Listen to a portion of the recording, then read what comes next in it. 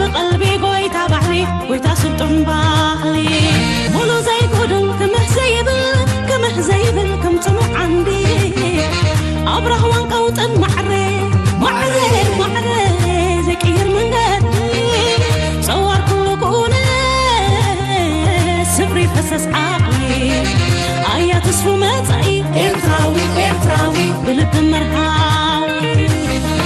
هزبي على لبي هاجر محلو هاجر قنته أمر لزمسكري حيال سمعاته إذا سلطن هزبي رازي ميزانه حال لبي مريخ فلانه أحلفو زي هابي نزاري مقدمو وسد زبالي برهات دمو إريتا قالو موزي طافو كالقلبو حلقو نتصفو هزبي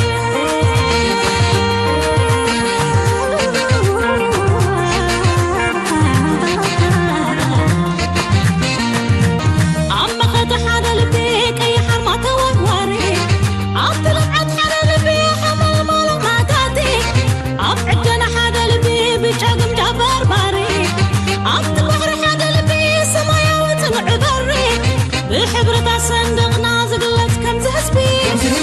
بزي كويا نقولو تنبابي هزبي حال القلبي هقر محلوق هقر قنته أمر زمسكري حيان سمعاته حال القلبي حارق رزين تركض بالناس ريت بفقري فقري انكم نزا سكر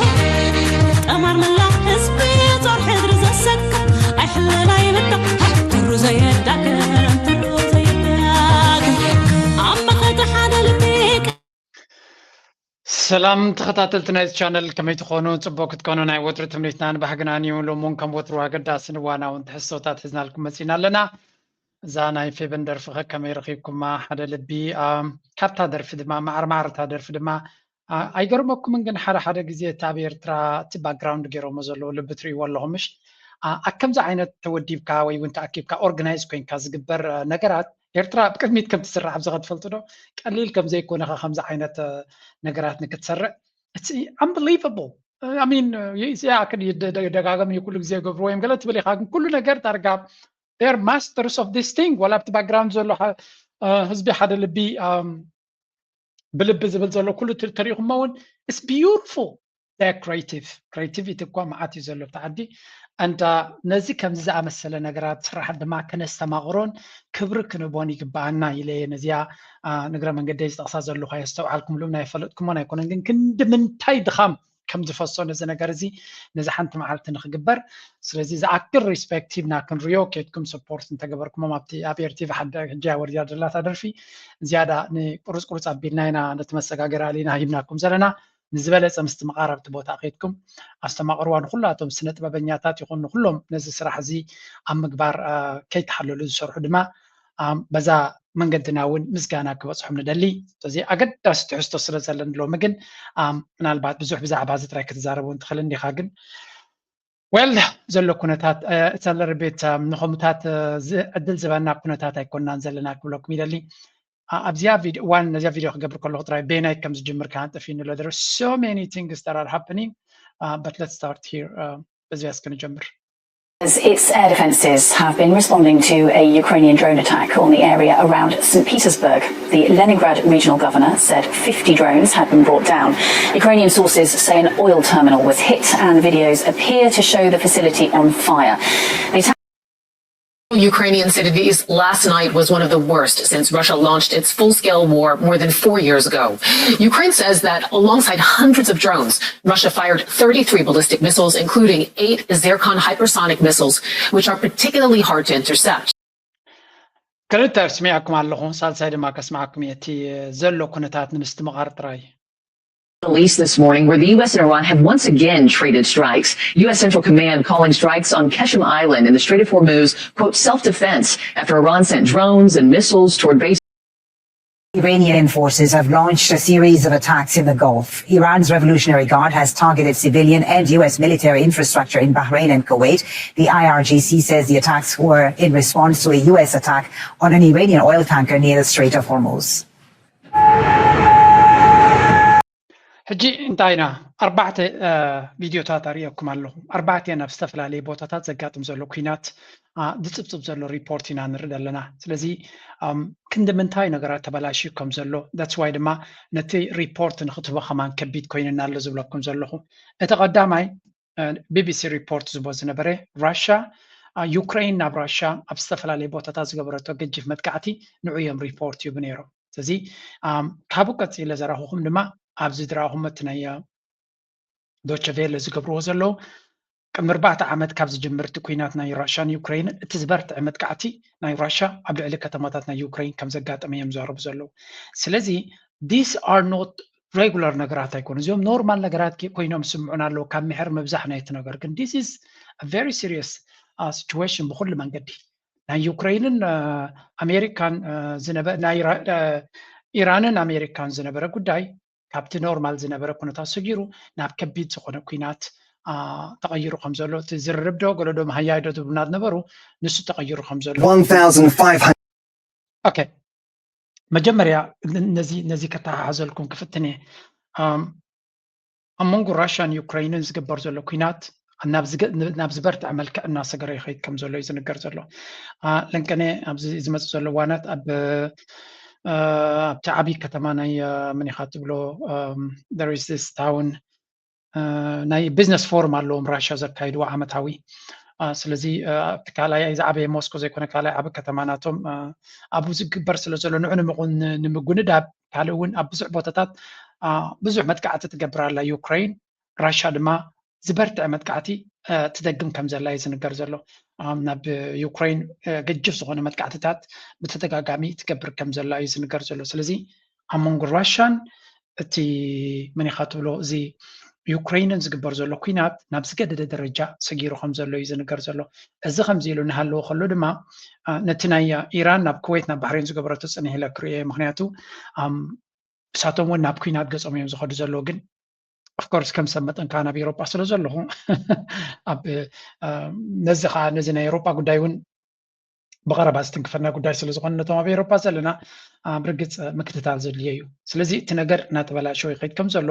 ናይ ኔቶ ፍሉይ ልኡኽ ናብ ዩክሬን ኣትይሎ ይብሉ ኣለዉ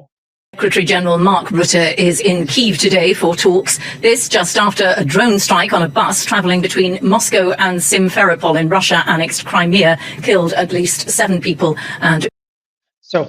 እቲ ትሪእዎ ደሎም ሳንት ፔተርስበርግ ዝበሃል እዩ ዓብይ ናይ ቢዝነስ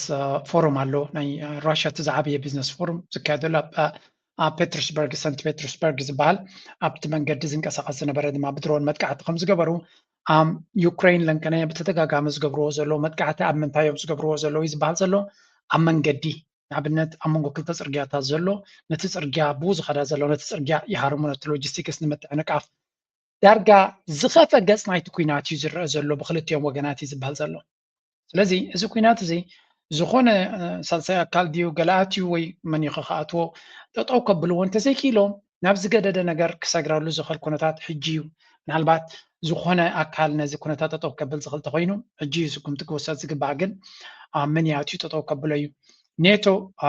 ኣብቲ ከቢድ ኩናት ዝካየደሉ ዘሎ ኪየቭ ብሕቡ ኣትዩ ምስ መራሕቲ ናይ ዩክሬን ይራኸብ ከም ዘለዎን ኔቶ ኣብዚ ኩናት እዚ ክንምንታይ ኢድ ከም ዘለዎን ኤሮጳ ክንምንታይ ኢድ ከም ዘለዎም ዋላ ሕቡእ ነገር ክሓብዎ ዝፍትኑ እንተኮይኑ ክሕባእ ዝኽእል ነገር የለን እዚ ኩናት እዚ ኔቶ እንተዘይኽእሎ ነይሩ ንኩሉ እቲ ዩክሬን ዝገብርዎ ዘሎ መጥቃዕትታት ኩሉ ስለያዊ ሓበሬታዊ ይኹን ካልእ ካብተን ሃገራት ኤሮጳን ቴክኖሎጂታት ናይ ኔቶን ዝመፅእ ዘሎ ምዃኑ ዳርጋ ምስጢር ናይ ኣብ ቃልዕ ዝወፀ ምስጢር እዩ ስለዚ ኔቶ ኣብዚ ጉዳይ እዚ ሞር ምትእትታው ከም ዘለዎን ሕጂ ድማ ሩሜንያ ኣካል ናይ ኔቶ ዝኾነ ሃገር ተሃሪሙ እዩ ገለ ዝብል ዘረባ ስለ ዘሎ ንሱ ናብ ካልእ ነገር ከቐይሮ ይኽእል እዮም ዝብሉ ዘለዉ ስለዚ this situation is getting worse and worse by the day. Look, These strikes then on St. Petersburg, how do you see, do you think how significant they are? Look, this was a major attack by the Ukrainians on Russian soil. 3 major strategic sites were struck in Russia, 2 of them in St. Petersburg, the Petersburg oil terminal, as well as the Kronstadt naval base. But there ሕጂ ብዙሕ መጥቃዕቲ እንዲኦም ዝገብሩ ዘለዉ 3 ገደሲ መጥቃዕቲ ገይሮም ኣለዉ ይብልኩም ኣለዉ እቲ ሰንት ፔተርስበርግ ዝበሃል ኣበይ ከም ዘሎ ክትሪኡ ክትክእሉ ኣለኩም ልክዕ ኣብ ትሽትሽ ናይ ኤውሮጳ ዘሎ እዩ ስለዚ ፔተርስበርግ ኦይል ተርሚናል ዝበሃል እዩ ዝህረም ዘሎ እዚ ዳርጋ ኣብቲ ዶብ ናይ ምስ ኤውሮጳ ልግብ ዝበለ ከተማ ዳርጋ ኦልሞስት ናይ ኤውሮጳዊት ከተማ ዓባይ ከተማ ያዛ ሰንት ፔተርስበርግ ትበሃል ስለዚ ኣብቲ ከባቢ ዝግበር ዘሎ መጥቃዕቲ እዩ ከምኡ ድማ ኣብ ካልእ ቦታታት እውን የጥቅዑ ከም ዘለዎ ዩክሬን ዝነግሩና ዘለዉ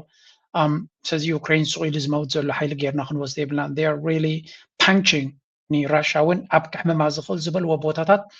እዮም ዝሃርሙ ዘለዉ There's also another site, as you can see on the map there, the Progress plant that was hit in the Tambov region, which is a major weapons manufacturing plant. So this is pretty significant for several reasons. One, it's the symbol of hitting St. Petersburg, just as Vladimir Putin is about to host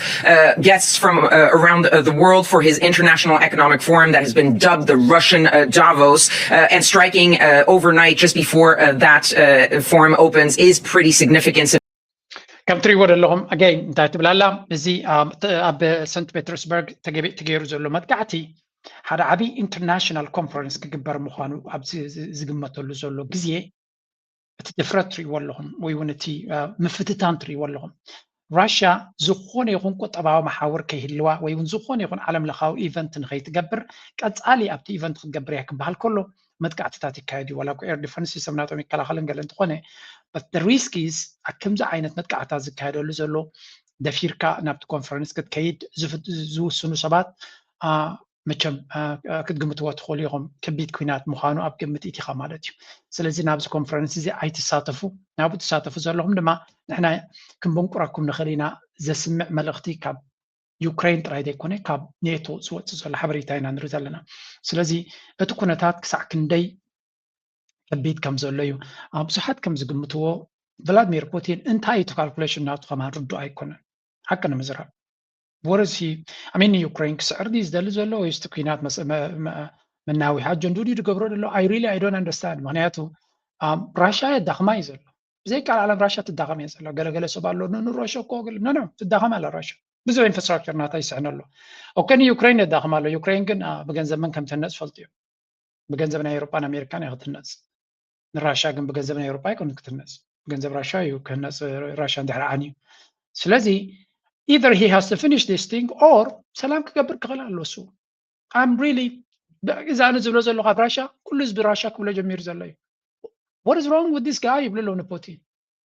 ويني كلر غير فرار يدي قال ملقله غير ابديل كم صومال لو تري الا دما فدقتات غيرو اكودو خلالو كم زيلكا اندلس ورنا غبر كم هاد كن راشا زواص ايكونن طقمون يبلون يمزلو زلو it's true يوروبا صبا ايكونن راشا صبا ايكونن سلازي دحزن كفال نايت كوينات دمازي like forever war زي ودا كوينات من يزربه حتى من يزربه you all know ناي كامبانتات امريكا يزربه زي ودا كوينات من سعيرو من تسعيرو من اقسيلو من ميتو بزي قدس نتن اطوار زفريا كامبانتات امريكا صقايو هيابيو قنعي بقى لك كمزي املاخ زقربلن صقا غيرن يندريو سلمتاي من تسعيرو they don't care اصواراتهم تغزيو يشيطر اب كينات سلازلو دما بخبر واغا مسغزو سلازي نزمص 10 عام زاكل كونترات يزوم الله اوريدي يحريو دما قال كينات تصحتري سلازي كيناتنا يوكرين نتنا اصوار دفريا كامبانيتاتنا امريكا كمونا اوروبا هبتي ممنيوم كم حسب زباله بركي ابزوان زين ايتناصواري ندارغا نوي عمتات مالتي ناي جخاناي ايران توسيخو مس چاينا زغبر زلو مفتات مستمخازينو زيرو خينو زلو بقى كوكواصصرو زي كلو درجه ناي ديماند يمصوم زلو اتكوينات دارغا ستالميت يكتب له تخليخه معناته كابز جمر كساب حجي ኣብቲ ናይ ቀደም ዳርጋ ቅድሚ 3 ዓመት ዝነበረ እዩ ዘሎ 1,500 days since Russia invaded Ukraine, and there's still no end in sight to the brutal conflict. Russia now occupies all of this eastern territory, including nearly all of the Luhansk region and most of the Donetsk, Zaporizhia and Kherson regions. And its forces continue to push west. If you include Crimea, which was annexed by Russia in 2014, roughly 20% of Ukraine's internationally recognized territory is now under Russian control. So ከም ትሪእዎ ዘለኹም almost 20% ናይታ ዩክሬን ትበሃል ኣብ ኢድ ራሻ እዩ ዘሎ ግን this is ዝተወደአ ነገር ኣይኮነን ስቲል ብሩታል ኩናት ይካየድ ከም ዘሎ እዮም ዝነግሩ ዘለዉ ስለዚ እዚ ሪፖርት እዚ ቅድሚ ዓመት ቅድሚ ክልተ ዓመት እውን ነግረኩም ነርና ኢና so the situation is continuing እቲ ምቅፅፃል ምትህርራም መመሊሱ እናሓየለ ይኸይድ ኣሎ ክልቲኦም ሃገራት ኣብዚ እውን እንታይ ይብል ኣሎ እቲ ተኽሲ ናይቲ ድሮናትን ካልእ ቴክኖሎጂ እውን ክሳብ ክንደይ ሰጊሩ ከም ዘሎ ክትፈልጡ This graph shows the trend. These are the number of missiles fired by Russia since the invasion began. This is true for both Ukraine and Russia, as manufacturing becomes... ከም ትሪእዎ ዘለኹም እቲ ተኽስን ሚሳይላትን ከመይ ኢሉ ናይ ራሽያ እናዓበየ ከም ዝመፀ ትሪእዎ ኣለኹም ኣብ 2024 ዳርጋ እቲ ኩናት ክሳብ 2024 ደሓን ዝኾነ ተኽሲ እዮም ዘካይዱ ነይሮም ካብ 2024 ወርሒ 7 ቢሎም ዝጀመረ እዩ እቲ ተኽሲ ዶናልድ ትራምፕ ካብ ዝመፅእ ኣብ ስልጣን ድማ ይብለው ዕለት 1 ወርሒ 1 2025 ጀሚሩ ካብኡ ጀሚሩ እቲ ተኽሲ ከመይ ኢሉ እናበርትዐ ሕጂ ናብ ከምንታይ ደረጃ በፂሑ ከም ዘሎ እቲ ብዝሒ ሚሳይላትን ድሮናትን ሰድዎ ዘለዉ ስለዚ እቲ ዕንወት ናይ ዩክሬን ከም ትሑዝ ጌርኩም ውሰድዎ ከም ብርቱዕ ዝኾነ ዕንወት እዩ ዝካየድ ዘሎ ባት ብክልቲኦም ወገን እዮም ንሓትሕዶም ዝተዓናነው ዘለዉ and again ኣብዚ ኩናት እዚ ዝረብሕ ዘሎ ሓደ ሃገር ተኮይኑ ረብሓ ናይ ኣሜሪካ እዩ ምክንያቱ ራሽያ ትዳኸመላ ኤውሮጳ ተዳኺሙ እዩ ስለዚ እዚኦም ክልቲኦም ወገናት ኣብ ትሕቲ ኣሜሪካ እትዮም ኣለዉ ክትብል ትኽእል ኢኻ ራሽያ ከምቲ ዝመደቡላ ኣይተዳኸመትን ሓቂ ንምዝራብ ወታደራዊ ኣቕመናታ መሊሱ ይሓይሉ ግን ኩናት ዘየዳኸሙ ሃገር ኣሎ ዝብልኩም ሓሰውቲ እዮም ንኣሜሪካ የዳኸመ ኣሎ ዋላ እኳ ኣብ ዓዲ ቃፀል እንተዘይኣሎ ፋብሪካታቱ ይህረም እንተዘይኣሎ ኢንዳስትሪያል ሴክተር ናቱ ይህረም እንተዘይኣሎ ናይ ነዳዲ መፃረይ ናቱ ይህረም እኳ እንተዘይኣሎ ولا ني أمريكا وني داخل مالت كينا ولا كوا جنزة برينت جرات قبرت غينا راشا برينت جرا يكون تنسوار سر نداد ناتا ورق ناتا سقطات ناتا جحبي لا شيء تا بزمس أوتو جنزة بيا تني نسوار زي اللي كان جرات كل نجار كاب تشاينا دي خاب تالي تجوز زلا سلزي جن سقطات سلزلوا بزع كفال نايتي نسوار زي كمرو تكنولوجيا عدم علوم تندسترون علو سلزي أسوار كسر خلو بحسوريهم صرحوا حق المزرعة من راشا مالتي زمالات جنب تروح مالتها يكون زي تعدنا جنزة عم كل خالي يتفلو زي تعدنا يبي جف كفال نايت واجد نايت بنقسي أو جن أطواراتن أبصراويتن يصفوا زلوا زد ما نتهاجر ولا قاتي وور تايم ايكونوميز بحال عليه انت مثلا بس جزيه جن نتهاجر زعما بلا يكون اب انفراستراكشر مسفح بحال يكون انفست قبر زلا زي لونج تيرم ايفكت ناتو امنو يحجزي راشا كاسيا زغلي برقت كم حيال كوينا نغطوت اوروبا دما دارغا زنا امريكا دغفن غلنغليفكا راشا كندمتا حيال مخانون على ما فليتي تزغصل زلو حجي صياقيتو تراي كتبلو تخل حدش ነገር كفلتو زغل ነገር يلا إلا تعجبكم تصوم ترى كوينا نكريه خلوا كذ تكوينات متن زغطة متنو زيارة حرقة ناخونه إذا ما تزلوا تقدم نبراشة زتقص هاي نبرة الجيل أوش تراشة بزع بوتايز الرمز so this is going to create a big problem that the Russian economy in the long term يمزلوا but again حجون تغني عبد السامر زبرت زغني ما تقعد تقعد كم زخل بزح سراويت أكيبهم كم زلون زغني offensive كجبر خمس زغلي Drones are being mostly used in this blue region where you're being mostly used and these drones are being mostly used in this blue region where Ukraine's large military buildup is built up along the front lines, especially around Kharkiv. While millions of people have been displaced in Ukraine, more than 1 million people still remain in this city. Some of Ukraine's counteroffensive has taken the form of strikes deep into Russian territory, and we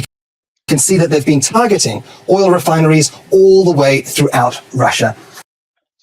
Ukraine targets Gabro Zalotri Wallong and the Nati Nai, Metsare Nainadadi, Selemtai, Minchinai Kotabanatum, Silozone. من جو كتبانا يوكرين يوروبان كالو تغراتن زحجز وزلويا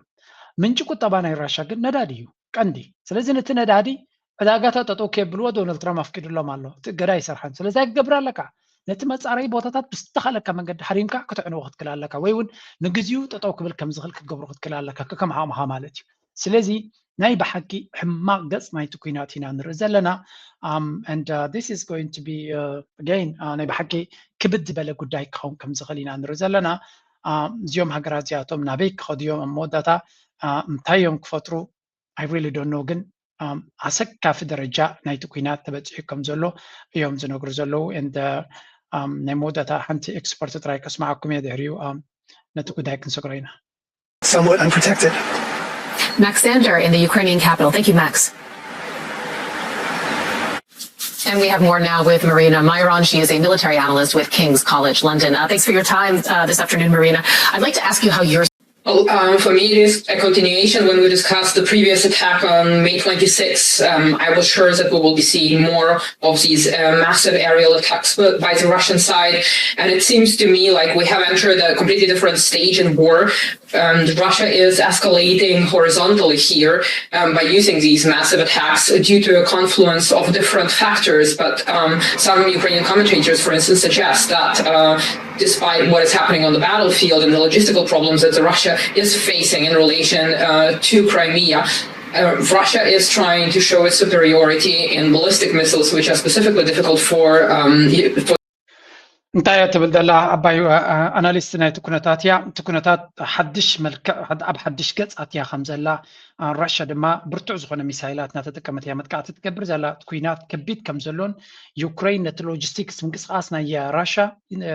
ነቲ ናይ ክሪሚያ ብሪጅ ይኹን ነቲ ካልእ ፅርግያታት ብዝተፈላለዩ ድሮን ጌራ ተዓፅዎ ስለ ዘላ ራሽያ ብዕብይ ዝበለ ሚሳይላት ካብ ርሑቕ ቦታ ክመፅእ ዝኽእል እናገበረት እያ ነቲ ከተማ ትዕንዎ ዘላን ትሃርም ዘላን እዮም ዝብሉ ዘለዉ ከቢድ ዝኾነ ኩናት እዩ ዝካየድ ዘሎ ከም ገለ ገይሮም ነዚ ጉዳይ ጠጠው ተደቢሎም እሞ this is going to be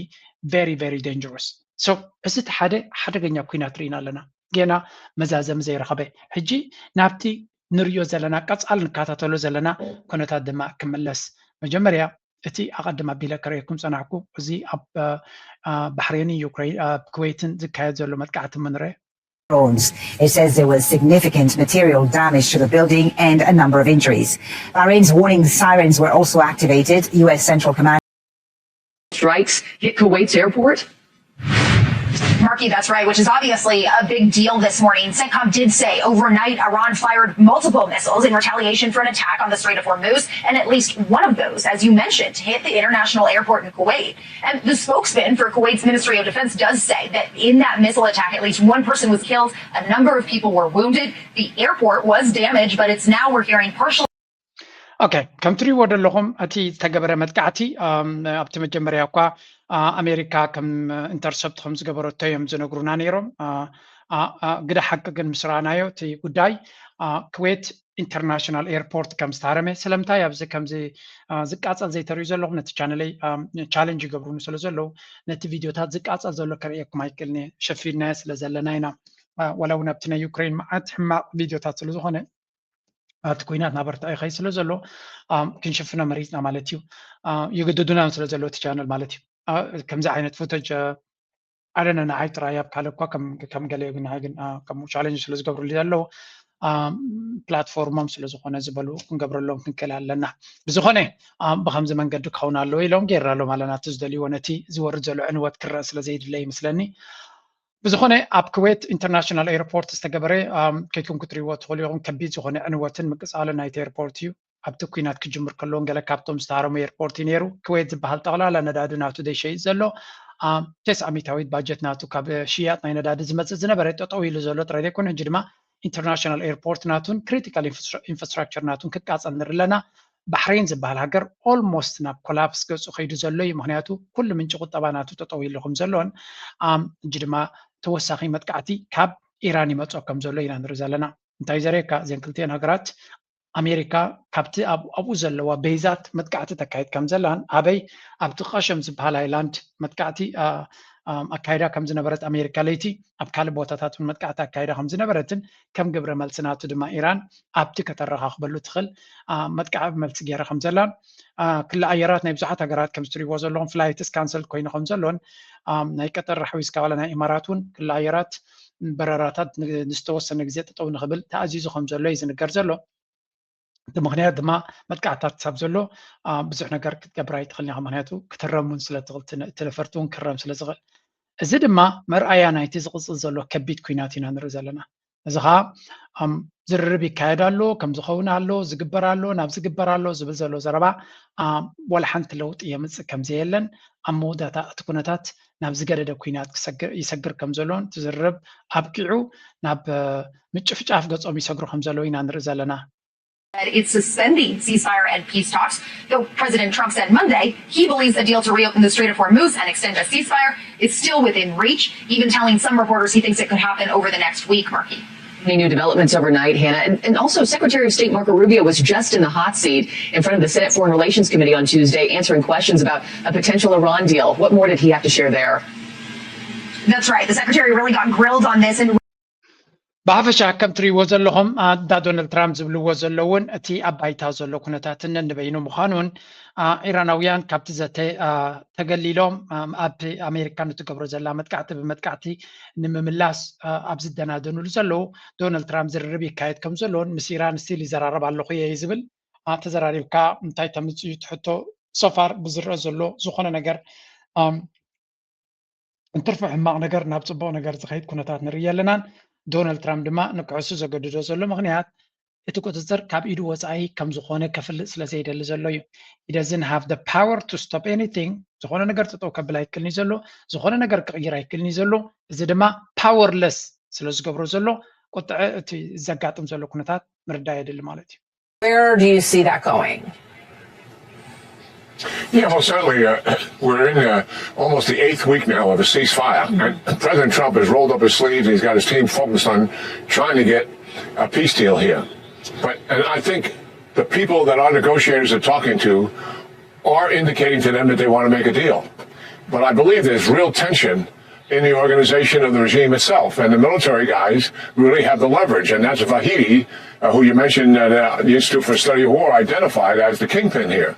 And you can see what he is doing to undermine negotiations. For weeks now, his forces have been attacking in the Straits of Hormuz in the Gulf area. As we were trying to ease shipping through there, kind of do it quietly, we can do that under this ceasefire. It's not a violation of it, certainly, to move shipping in the lane that we cleared. እንታይ እዮም ዝብሉ ዘለዉ ኣብ መወዳእታቲ ዓቕምታት ናሓፀረ ስለ ዝኸይድ ዘሎ ኣብ ኢራን ስምምዕ ስለ ዘየለ እቶም ጀነራላት እንዲኦም ስልጣን ሒዞሞ ዘለዉ ስለዚ ስልጣን ሒዞሞ ስለ ዘለዉ ሳቶም እንታይ ክብል ድመርፅ ዘሎ ነቶም ምሳና ክረዳድኡ ዝኽእሉ ዕድል ሂብዎም ስለ ዘየለዉ ጠቕላላ ምስ መን ክትዘራረብ ትኽእል ዶናልድ ትራምፕ ድማ ነቲ ጀሚርዎ ዘሎ ንክውድኦ ጥራይ ክደናደን ክኽእል ኣሎ ሓቦ ተቐኒቱ ስጉምቲ ክወስድ ክኽእል ኣሎ ዝመስል ዘረባ እዩ ትዛረብ ዘሎ ስጉምቲ ንክትወስድ እውን እኮ ስጉምቲ ወሲድካ ለውጢ ከተምፅእ ትኽእል እንተኮይንካ እምበር ሓንቲ ክትገብር ከም ዘይትኽእል እንድሕሪ ፈሊጥካ ግን ዝግበር የለን ኢራን ድማ ፅቡቅ ገይሮም ገምጊሞም ኣለዉ ዶናልድ ትራምፕ ክገብሮ ዝኽእል ነገር የብሉን ክገብሮ ዝኽእል እንተዝህልዎ እውን ኣማራፂታት ከለዎ ንኢራን ሓልዩ ደንጊፅ ጠጠው ኢሉ ከም ዘየለ ፅቡቅ ገይሮም እዮም ዝፈልጡ ስለዚ ብሰላም ብዝርርብ ብገለ ኢሎም ዝፈተንዎ ኩሉ ነገር ይሰርሕ ከም ዘየለ ፈሊጦም ነቲ ዝኾነ ይኹን ስጉምቲ ዝወስድሎም ዘሎ ብዝበርትዕ መንገዲ ስጉምቲ ይወስድ ኣለዉ እቲ ገይም ድማ ተረዲዎ ንሕና ንዘበናት እዚ ዓይነት ዕፅዋን ክባን ርኢና ኢና እዚ ዕፅዋን ክባን ንሕና ነስተማቕሮ ዘለና እዘን ከባቢና ዘለዋ ብናትና ክባ ምቾት ደስተማቕራ ዝነበረ ንኣብነት ቀጠር ውሰዱ ቀጠር እቲ ጋዝ ናቶም እቲ ጋዝ ንሶም ዝጥቀምሉ ዘለዉ ክፋል ናይቲ ጋዝ ናቶም እዩ ክፋል ድማ ናይ ኢራን እዩ ኢራን ከምቲ ዝግባእ ክሸጦ ስለ ዘይከኣለት ካብቲ ትሕቲ መሬት ዘሎ ጋዝ ናይ ኢራን ናብ ቀጠር ገፁ ይኸይድ ከም ዘሎን ኢራን ቀጠር ድማ ትሸጦ ከም ዘላን ዝብል ጥርጠራ ኣሎ እንታይ ማለት እዩ ኢራን ብክልተ ኢዳን እግራን ብገዳን በገለን ተሓፂያ ክሸይጥ ኣይትኽእልኒ እተን ካልኦት ዓረብ ግን ምስ ኣሜሪካ ስለ ዘለዋ ኩሉ ነገር ይበልዓን ይሰትያን ምቾት የስተማቕራ ነይረን ጌስወት ነቲ ንሕና ነስተማቕሮ ዝነበርና ዕፅዋዕ ጣዕምዎ ፅቡቅ ጌርኩም ኣስተማቕርዎ ብዋጋና እንዲኹም ብቾት ነርኩም ሕጂ ግን ኣስተማቕርዎ እዮም ዝብልዎም ዘሎ ኢማራት ተመሳሳሊ ኩሉ እዚ ሕጂ ወሪድዎም ዘሎ ዕፅዋዕ ኢማራት እንታይ ትገብር ነይራ እዮም ዝብሉ ኢራን ተኣጊዳ ከላ ኩሉ እቲ ዕፅዋናታ ከም መንጎኛ ኮይና ነቲ ፀገም ዕፅዋና ኢራን ተጠቂማ ገንዘብ ሓደ ካብቲ ምንጪ ቁጠባ ናይ ኢማራት ኣብዚ ሕጂ ዘላቶ ክትበፅሕ ገንዘብ ናይ ኢራን እዮም ዝብሉ ኢራን ኣብ ኣገዳ ስለ ዘላ እቲ ሰሊኹ ዝወፅእ መዋፅኦ ንክገብሩ ብኢማራት ብዙሕ ገንዘብ እዮም ዘንቀሳቅሱ ዓብ ሃገር ኢኻ ዓብ ሃገርን ብዙሕ ፀጋታት ዘለዎ ስለዝኾነ ኢማራት መዋፅኦ ናቶም ስለ ዝነበረ ዘይተኣደነ መክሰብ እዮም ዝገብሩ ነይሮም ስለዚ እዚ ሕጂ ዝወርዶም ዘሎ ናይቲ ቀደም ኢራን ተዓፅያ ከላ ዝበልዕዎ ዝነበሩ ሕጂ እታ ንሕና ነስተማቕራ ዝነበርና ሂወት እስከ ጣዕምዋ ኣብኣ ነበርዋ ይብለሎ ንእስራኤል ከመረሲዖም እዮም ናብ እስራኤል ክትኩሱ ይደልዩን እዮም እቶም ክትሓዙ ዝግቦም ኣብዚያ ጥቃና እዮም ዘለዉ ኢሎም ኣሎ እዞም ኣብ ጥቃና ዘሎ እንድሕሪ ሒዝና ኣሜሪካ ይኹን እስራኤል ኩላቶም ኡይ ክብሉ እዮም ስለዚ ንሕና ኣተኲርና ክንሕዞ ዘለና እዞም ጎረባብትና ዘለዉ እዮም ንዓታቶም ድሕሪ ሒዝና ኣሜሪካ ባዕላ መንገዲ ክትቀይር ከም ትኽእል ተረዲዎ ማለት ስለዚ ድሕሪ ሕጂ ናብ ርሑቕ ቦታ ብትኳሳ የድሊ ከቢድ ነገር ጋር የድሊ ኣብዘን ጥቃና ዘለዋ ኣብዛ መንጋጋና ዘለዋ ንዓታተን ምፅባጥ ጥራይ ዘድልየና ብምባል ቀንዲ ድማ ነተን ናይ ኣሜሪካ ሽርክነት ዝገብራ ዘለዋ ባህሬን ኩዌት ኢልካ ከምኡውን ኢማራት ለንቀነ ቁርብ ዕሪፍሎ ምክንያቱ ኣደኖ ነገር ስለዘይደለየ ሃርሞ የለውን ግን ሕጂ እውን እንተኾነ ኣይትቕሰኑ ዝመስል ኣብ ኩለን ዝረአ ዘሎ ምንቅስቃሳት ንርኢ ኣለና ምናልባት ኢራን ለንቀነ ከምዚ ዓይነት ድፍረት ካበይ ኣምፅኣቶ ምክንያቱ ኣሜሪካን እስራኤል እንታይ ክገብሩ ከም ዝኽእሉ ርሲዖም መድዮም ገለ ንዝብል እስከዚያ ስምዋ On the nuclear issue, three questions. First, do you think Iran will give up their enriched uranium? No, or are just delaying it, they want to keep it? Number two, do you think they have ambitions now after this war to build a nuclear weapon? And number three, I've had more than one guest tell me they wouldn't be surprised if Iran is about to build one right now or already has some form of nuclear warhead already produced. Would love to get your answer on these three questions, all of them related to the nuclear issue. My answer is yes to all three. Even number three? I didn't expect you to say yes to number three. Wow. Absolutely. Oh, see, okay, that's a lot. Now you tell me this, Praveen. That's a separate show within itself. So can you expand? Why do you እቲ ሕቶ እቲ መልሲ ዝህብ ዘሎ ኣዝዩ ንፍዕ ትንታነ ናይ ፖለቲካ ከምኡ ድማ ወታደራዊ መራሒ ናይ ህንዲ ዝነበረ እዩ መብዛሕትኦም ህንዳውያን ወሽላኻት እዮም ክሪኦም ከለኹ ኣነ ናይ ኣሜሪካ ፀቃ ክሕዙ እዮም ዝፍትኑ እዚ ሰብ እዚ ግን ህንዲ ኮምፕሊት ሎስት እዩ ዝብል እዚ ኩነታት ነዚ ገይም ሓደ ካብቶም ኣብዚ ኩነታት ናይ ማእከላይ ምብራቅ ዝበለፀ ትንተና ዝህብ ካብ ኤክስፐርት ዝረኽቦ ናይ ኣካይዳ ናይ ኣሜሪካ ናይ ቻይና በቲ ናይ ህንዲ ፕሮፓጋንዳ ዘይዓውር ንኩነታት ከም ዘለዎ ሪፖርት ዝገብር ኣናሊስት እቲ ህንዳዊ ወታደራዊ መኮነን ዝነበረ እዩ እንታይ ይብል ኣሎ እንታይ ኢሉ ሓቲትዎ ሰለስተ ሕቶታት ብሓደ ክሓተት ካይልወት ሓደ ኢራን ነቲ ዘለዋ ኣማዕቢላቱ ዘላ ዩራኒየም ከተረክቦ ትኽእል ትኸውን ብካልእ መንገዲ እንታይ ክትገብር ትኽእል ትኸውን እታ ሳልሰይቲ ድማ ኣብ ገለ ዝሰምዖ ዘለኹ ገለ ናቶም ኣብዚ ናተይ ሸው ዝበልዎ እውን ኢራን ገለ ናይ ኒኩለር ቴክኖሎጂ ኒኩለራዊ ቦምብ ኣማዕቢላ ክትከውን ከም ትኽእል ወይ እውን ፈተነ ክትገብር ከም ትኽእል ግምታት ኣለና እንተገበረት እውን ዘገርም ኣይኮነን ብገለ ገይሮም ዝሰሪሖም ህልው እዮም ዝብል ትየውር ኣሎ ከመይ ትሪኤልዎስ ኩሉ ቅኑዕ ኣለኻ ኩሉ ዝከኣል ይብሎ ኣሎ እንታይ ንማለት እዚ ብተደጋጋሚ ንሰምዓ ዘለና ኢራን ወይ ኒኩለራዊ ኣፅዋር ብሕቡእ ሰሪሓላ እንተዘይ ሰሪሓ ድማ ኣብዚ ቀረባ ሰሪሐ ኣለኹ ኢላ ፈተነ ክትገብር እያ ዝብሃል ዘሎ ስለምንታይ እቲ ኩነታት ሪኦም ኣለዉ ቀደም ኒኩለር እንድሕር ጌርና ብኩሉ ብጎረሮና ዓፅዮምና ከምዘይ ንንቀሳቐስ ክገብሩና እዮም ዝብል ፍርህ ነይርዎ ምክንያቱ ኣብ ልዕሊ እቲ ዝነበሮም ዕፅዋ መሊሶም ክዓፅዎም እዮም ሕጂ ግን ተረዲዎም ኣሎ ነቲ ዕፅዋ ናይ ኣሜሪካ ክዓፅዎ ከም ዝኽእሉ ንኣሜሪካ በቲ ትገብሮ ዘላ ዕፅዋ ዝያዳ ከም ትሓዝንን ዝያዳ ከም ትህረምን ክገብርዋ ክኢሎም ኣለዉ ምክንያቱ ወሽመጥ ሕርሙዝ ዝበሃል ካልኣይ ኒኩለር ረኺቦም ኣለዉ ስለዚ ነቲ ገዳ ነቲ ዕፅዋ ኣሜሪካ ትገብሮ ብወሽመጥ ሕርሙዝ ኢና ክምክቶ ኢሎም ኣለዉ ተጀምኖ ነቲ ካልእ ሚሳይላት ንሚሳይል ጥሩናትና ሚሳይላትና እኹል እዩ ኒኩለር ተገይሮም ግን ኒኩለር ክህልወና ክኽእል ኣሎ እንተደየለ እቲ እንኮ ካብቲ ባላንስ ከውፅኣና ዝኽእል ሱፐር ፓወር ከይንኸውን ዓንቂፍና ዘሎ ኣብዚ እዋን እዚ ሓንቲ ነጥቢ እንተላ ኒኩለር ስለዘይብልና ኢና ኒኩለራዊ ፓወር ክንከውን ኣለና ዝብል መደምደምታ ዝበፅሑ እዮም ዝመስሉ ስለዚ እዚ ዘረባ እዚ ብተደጋጋሚ ካብ ዓበይቲ ክኢላታት ንሰምዖ ዘለና እዩ mainstream media will never tell you this. think it's yes on all three fronts? See, why I'm saying this is that as far as the Iranians are concerned, they have the capability. There's no doubt about it, and they have the people who can do things in a limited time frame. They can do that, and I won't be surprised if they've already done it. Because please remember, they've already had 1 year. Because the war that was there, the 12-day war that happened in 2025, which is now 1 year back. And since then, perhaps they were doing this. And they would have, they could have got the nuclear weapon. I won't be surprised at all about it. So when they... Yeah, there you go. This is a very brilliant analysis again. ታይዝብል ዘሎ መጀመርያ ኢራን ኒኩለር ንኸተፍሪ ናይ ካልእ ሃገር ሓገዝ ተሓትት ሃገር ኣይኮነትን ኢላ ኩሉ እቲ ጥረ ነገር ዘድልዮም ኣሎ ክገብሩ ዝኽእሉ ሰባት ሳይንቲስትስ ድማ ኣለዎም ኢሉ ኤቭሪቲንግ ኣብ ኢዶም ዘሎ ኩሉ ኣብ ኢዶም እዩ ዘሎ ኢሉ ስለዚ ገይሮሞ እንተለዎ ወይ እንተገበርዎ ዘገርም ኣይኮነን ኢሉ ሃንደበት ክኾነካ ዝኽእል ወይ እውን ከሰንብደካ ዝኽእል ወይ እውን ከመይ ኮይኑ ክትብሎ ትኽእል ነገር ኣይኮነን ኢሉ ካልኣይ ቅድሚ ዓመት ወርሒ 6 ኣሜሪካን እስራኤልን ብርቱዕ ዝኾነ ደብዳብ ኣካይዶምሎም ነይሮም ኣብቲ እዋን እቲ ሓደ ነገር በሪሂሎም ነይሩ ዕላማ ናይቲ ደብዳብ ንምንታይ ምዃኑ ተረዲቦም ነይሩ ካልኣይ ግዜ ኩናት ክመፅኦም ምዃኑ ድማ ተረዲቦም ነይሩ እዚ ማለት እንታይ ማለት እዩ ብሕጂ ዝመፅእ ኩናት ከቢድ ከም ዝኸውን ድሕሪ ገምጊሞም ነይሮም እታ እምኮ መዋፅኦ ክትኮኖም ትኽእል ወይ እውን ዴትረንስ ክትኮኖም ትኽእል ገይሮም ዓመት ተዋሂቦም ነይሩ ግዜ ይልካ ስለዚ እዚ ሕጂ ዝመፅእ ዘሎ ኩናት እውን ሃንደበት ዝመፀ ኣይኮነን it was on the works ይስራሓሉ ከም ዝነበረ ስለያናቶም እውን ይበፅሑ ነይሩ ስለዚ እዚ ጉዳይ እዚ ኢራን ኒኩለር ሒዞም ተሎ ወይ ገለ ለንቀነ እውን ኣብዚ እዋን እዚ እውን ሓደ 8 ሰሙን ገይሮም ኣለዉ ብቁራፅ ሰብሰብ ዝበሃል so ገለ ነገር ገይሮም ተለው ዘገርም ክኸውን ኣይክእልን እዮም ዝብሉ ዘለዉ anyway speculation ክትብሎ ትኽእሉ ዘረባ ክበሃል ካሊእ ግን it doesn't matter ካብ ኒኩለር ዝብርትዕ እዚ ናይ ወሽመጥ ሕርሙዝ ሒዞሞ ዘለዉ ነፍሱ ዝኻለ ኒኩለር ኮይኑ ፀገም ኮይኑ ዘሎ ካብ ኒኩለር ከይወፃና ኣብ ዝሓለፈ ኣብ ናይ ኢማራት ኣጋጢሙ ዝነበረ ተኽሱስ ከስምዕዎ The UN's nuclear watchdog is warning that last month's drone attack on the UAE's Barakah nuclear plant could have had far-reaching consequences. After visiting the facility, IAEA chief said the attack appeared to be carefully targeted and that those behind it knew exactly what they were doing.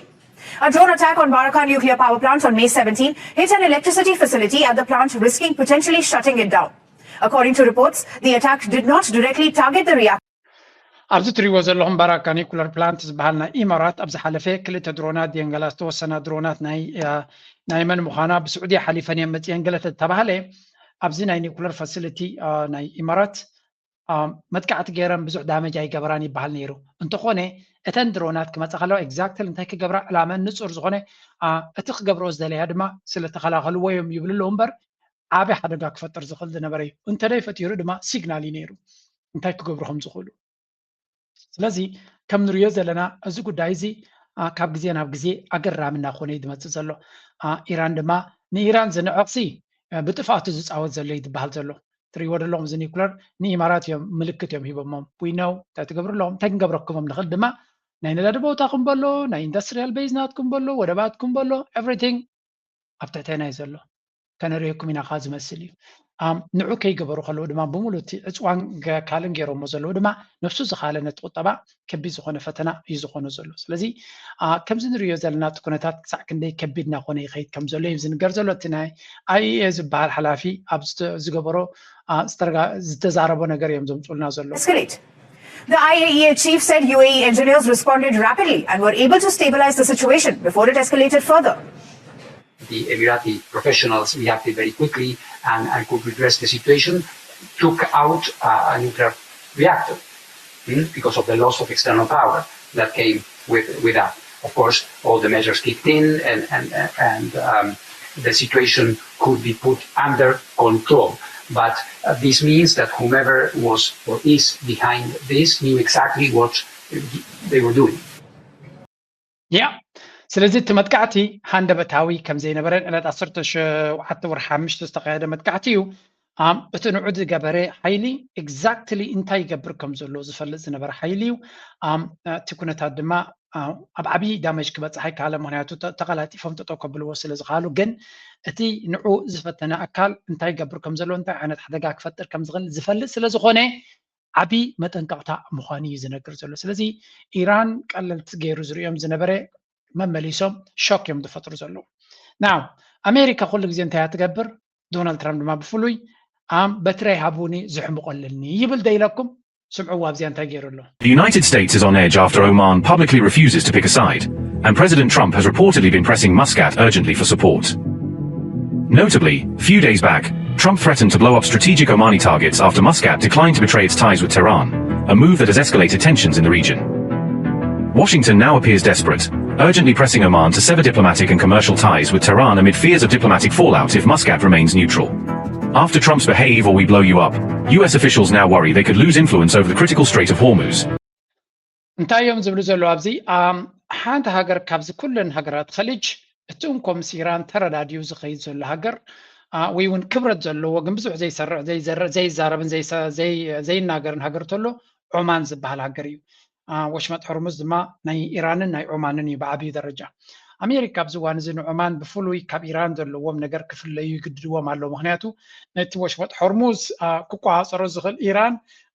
በቲ ግምጣሉ ድማ ዑማን ስለ ዝኾነ ግን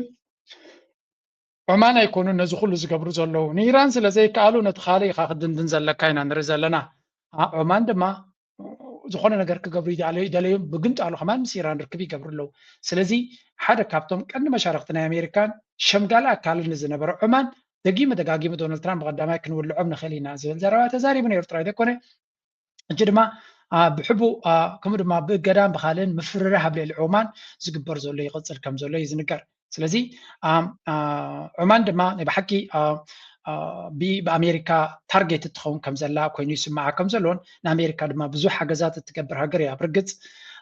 እቲ እገዳታት ናይ ኣሜሪካ ኣብ ልዕሊ ዑማን እውን ክንገብሮ ኢና ዝብል እቲ ትሬጀሪ ሰክረታሪ ኣብ ዘረባናቱ